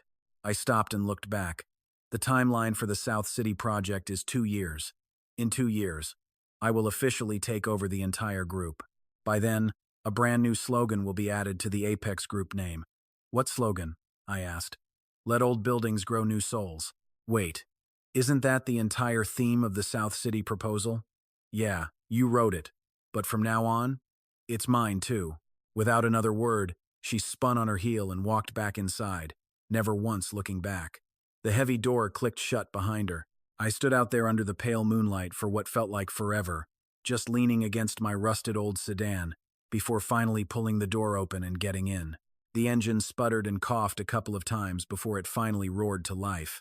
I rolled the window all the way down, letting the cool night breeze pour in, carrying that crisp, refreshing scent of the lake. I drove back to my rundown alleyway. By the time I passed the local food stand, the old guy had already packed up for the night. And when I reached the entrance to my crappy rented room, the hallway light was still broken. Everything looked exactly the same. Yet, deep down, absolutely everything had changed. Once I got inside, I slumped onto the edge of my bed. Suddenly, my phone screen lit up. A text from Luke popped up. Hey man, you haven't brought my car back yet. Tomorrow is totally fine though. But hey, let me ask you something. What does your date actually do for a living? My mom is flat out refusing to tell me anything. I thought about it for a second and typed back a few simple words. You're honestly better off not knowing. If you find out, you won't be able to sleep. I tossed my phone aside and fell back onto the mattress. There was this ugly water stain on the ceiling shaped exactly like a giant question mark. I just laid there, staring up at it for a long while. 3 months ago, I was sitting inside a sketchy boba shop, telling a masked woman that I barely made $3,800 a month and was completely drowning in $300,000 of debt. Fast forward 3 months later, I absolutely dominated and secured first place in the cutthroat South City Science Park bidding war. I completely exposed Julian Stone's massive fraud and ruthlessly locked down the director position at Apex Group's Technical R&D Center. On top of that, I somehow won over someone I never, in my wildest dreams, imagined would walk into my life. I reached out, gently running my fingers over the sleek business card tucked away in my wallet's hidden slot. It was already looking a little worn down, the edges totally frayed from my fingerprints, but the letters printed on it were still crystal clear.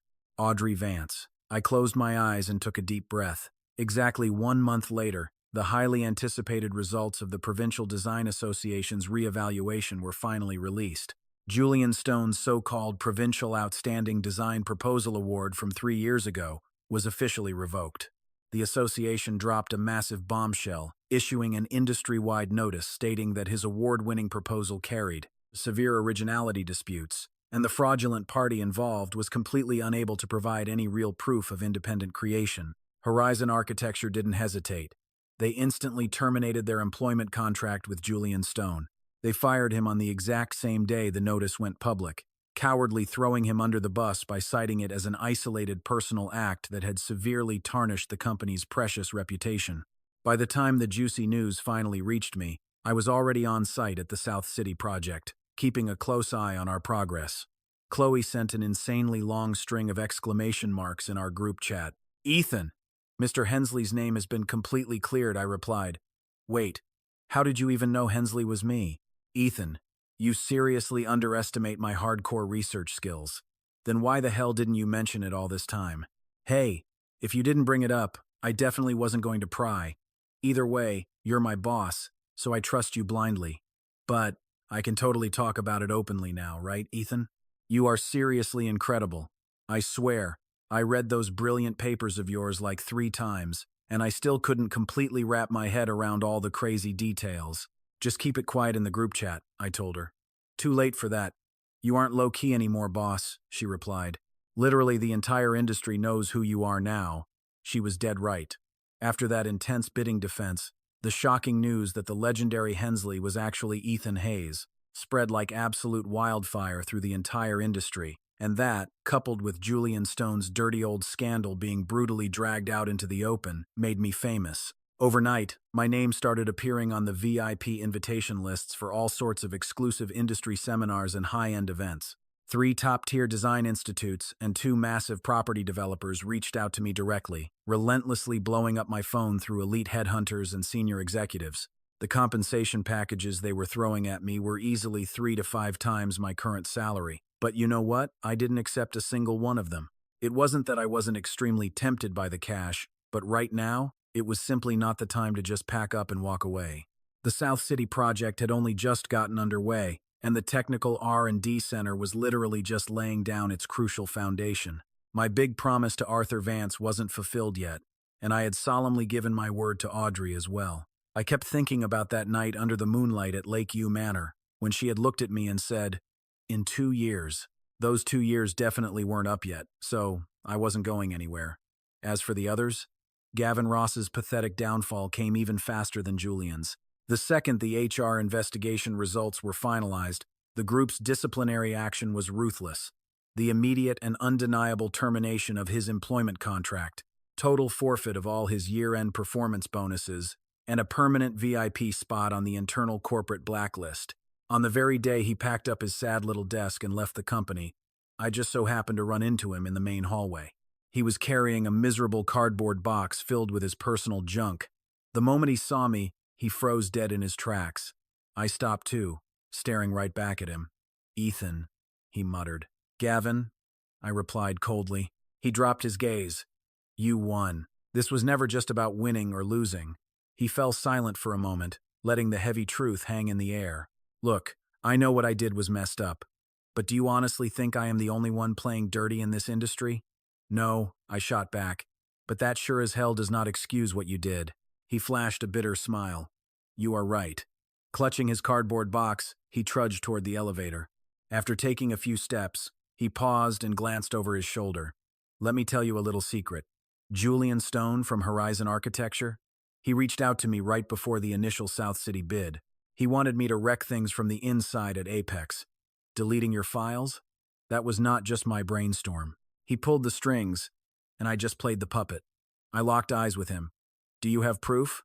I saved screenshots of all our chats. Why spill this to me now? Because he totally screwed me over, and just like that, he spun around and walked away. The elevator doors slammed shut, the floor numbers ticking down one by one. I just stood there, frozen. Yanking out my phone, I shot Audrey a quick text. Got the tea. She replied instantly. Right after I got those chat logs sorted out, I forwarded every single screenshot straight to the Provincial Association's Ethics and Review Board. As bonus evidence, this totally nailed Julian Stone to the wall for his shady industry misconduct. Not only did the guy steal a proposal 3 years ago, but this proved he was illegally sabotaging his competitors. Right in the middle of this massive South City bidding war, the review board updated their public blacklist. Julian Stone was officially exiled, completely blacklisted from the entire provincial architectural design scene. For the next 3 years, he was banned from touching any bid or review process for any major engineering project at the provincial level or higher. The night the news dropped, I took Luke out for an epic hot pot dinner. Halfway through stuffing his face, he suddenly dropped his chopsticks. Dude, it finally hit me, he said. Hit you with what? That very first blind date. I literally sent you there as a joke to tank the whole thing. But not only did you completely fail to ruin it, you somehow swept the girl right off her feet. Now you are promoted, you won the massive bid, and you are the guy everyone is talking about. And it all started because you took my place on that date. So technically, he raised his beer glass. You owe me a lifetime supply of PS5s. Isn't it time to pay the piper? I just shoved a giant piece of tripe straight into his mouth. Shut up and eat your food. Chewing loudly, he mumbled, What is the deal with Audrey Vance anyway? You still haven't told me a thing about her. She is the vice president of Apex Group. Luke's chopsticks splashed right into the boiling broth. Wait, you said what? Apex Group? As in the Apex Group with those massive billboards you see on every single street corner? Yup, she is the VP, and her dad is the chairman. Luke's jaw literally unhinged. He sat there gaping for at least 10 solid seconds before jumping to his feet. So the girl my mom begged me to date was, yes, I nodded. That was her. Why? Why? Why? He wailed. I am returning your PS5 tomorrow. I don't want the stupid PS5. He slammed his hand down on the table. Give me back my Audrey. Every single customer at the tables next to us whipped their heads around to stare. I practically wrestled him back down into his chair. Keep your voice down, man. Keep it down, my ass. I just missed out on a billionaire heiress. Strictly speaking, you didn't miss out. You literally threw her away. Please, do not remind me, he groaned. Slumping onto the sticky table, he started whining. Bro, can I at least come over and crash for free dinners when you guys finally tie the knot? Yeah, we will talk about that later, okay? I completely ignored his drama, casually swirling a slice of beef in the spicy broth. Thick steam billowed up from the pot while Luke literally pounded his chest and stomped his feet like a toddler across from me. Watching him lose his mind, I couldn't help but crack up. Just 3 months ago, I had answered a random call from him, completely convinced my miserable life was at a dead end. Looking back 3 months later, picking up that phone was hands down the absolute best decision I had ever made in my entire life. Fast forward 1 year. The towering main structure for Phase 2 of the South City Science and Tech Park was officially topped out. Vibrant red banners snapped in the wind across the massive construction site, and strings of firecrackers went off with a deafening pop. I stood dead center under a massive tower crane, tilting my head all the way back to stare at the steel and concrete beast that had clawed its way from simple blueprints into reality. Harsh sunlight bounced off the raw concrete, glaring with a dull, grayish-white light. It wasn't exactly pretty, but it felt rock solid, just like the absolute grind I had survived over the past year, and Audrey was standing right there beside me. Today, she was rocking a baggy neon safety vest, a scuffed-up hard hat, and some seriously mud-caked sneakers. She looked absolutely nothing like a polished, untouchable corporate billionaire. Instead, she looked just like a scrappy engineering student who had freshly graduated and shown up for her very first internship. "So, does it look good?" I asked, pointing up at our masterpiece. "Honestly, no," she teased. "What do you mean? Which part isn't pretty? The exterior isn't finished yet. It's completely ugly." I laughed. "It will look amazing once it is done." She smiled softly. "I guess I will just have to wait then." Roughneck construction workers kept hustling back and forth around us, and I noticed a few of them recognizing her, shooting each other, these wide-eyed, subtle glances. She completely ignored them. "Ethan," she murmured, "I am officially taking over as the group president next month." "Look, I know what's coming," I said. "Aren't you freaking out even a little?" she asked. "Why the hell would I be nervous? Because starting today, you're the president's right-hand man. The sheer weight of the pressure is going to be absolutely crushing, not to mention the endless target on your back and all the vicious gossip. Are you really sure you can handle the heat?" I didn't answer right away. Instead, I just looked up at the massive structure towering over us. Just 1 short year ago, this exact spot was nothing but a pathetic patch of mud. Now, it stood tall and unyielding right in front of us. Silent, solid, uttering absolutely no words, yet refusing to budge an inch. "Do you honestly think that building gives a damn about the harsh weather?" I asked. "It doesn't. And frankly, neither do I." She slowly turned her head to look right at me. The heavy brim of her yellow hard hat had left a distinct, tired red mark across her forehead. But despite the exhaustion, she just smiled. "You know, the way you carry yourself now sounds so much bolder than when we first crossed paths," she teased.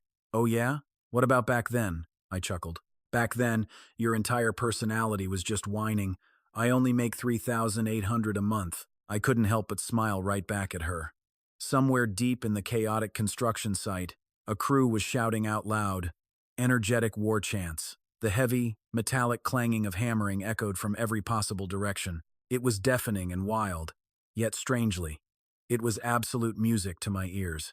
It was the gritty, undeniable sound of something powerful rising straight out of the dirt.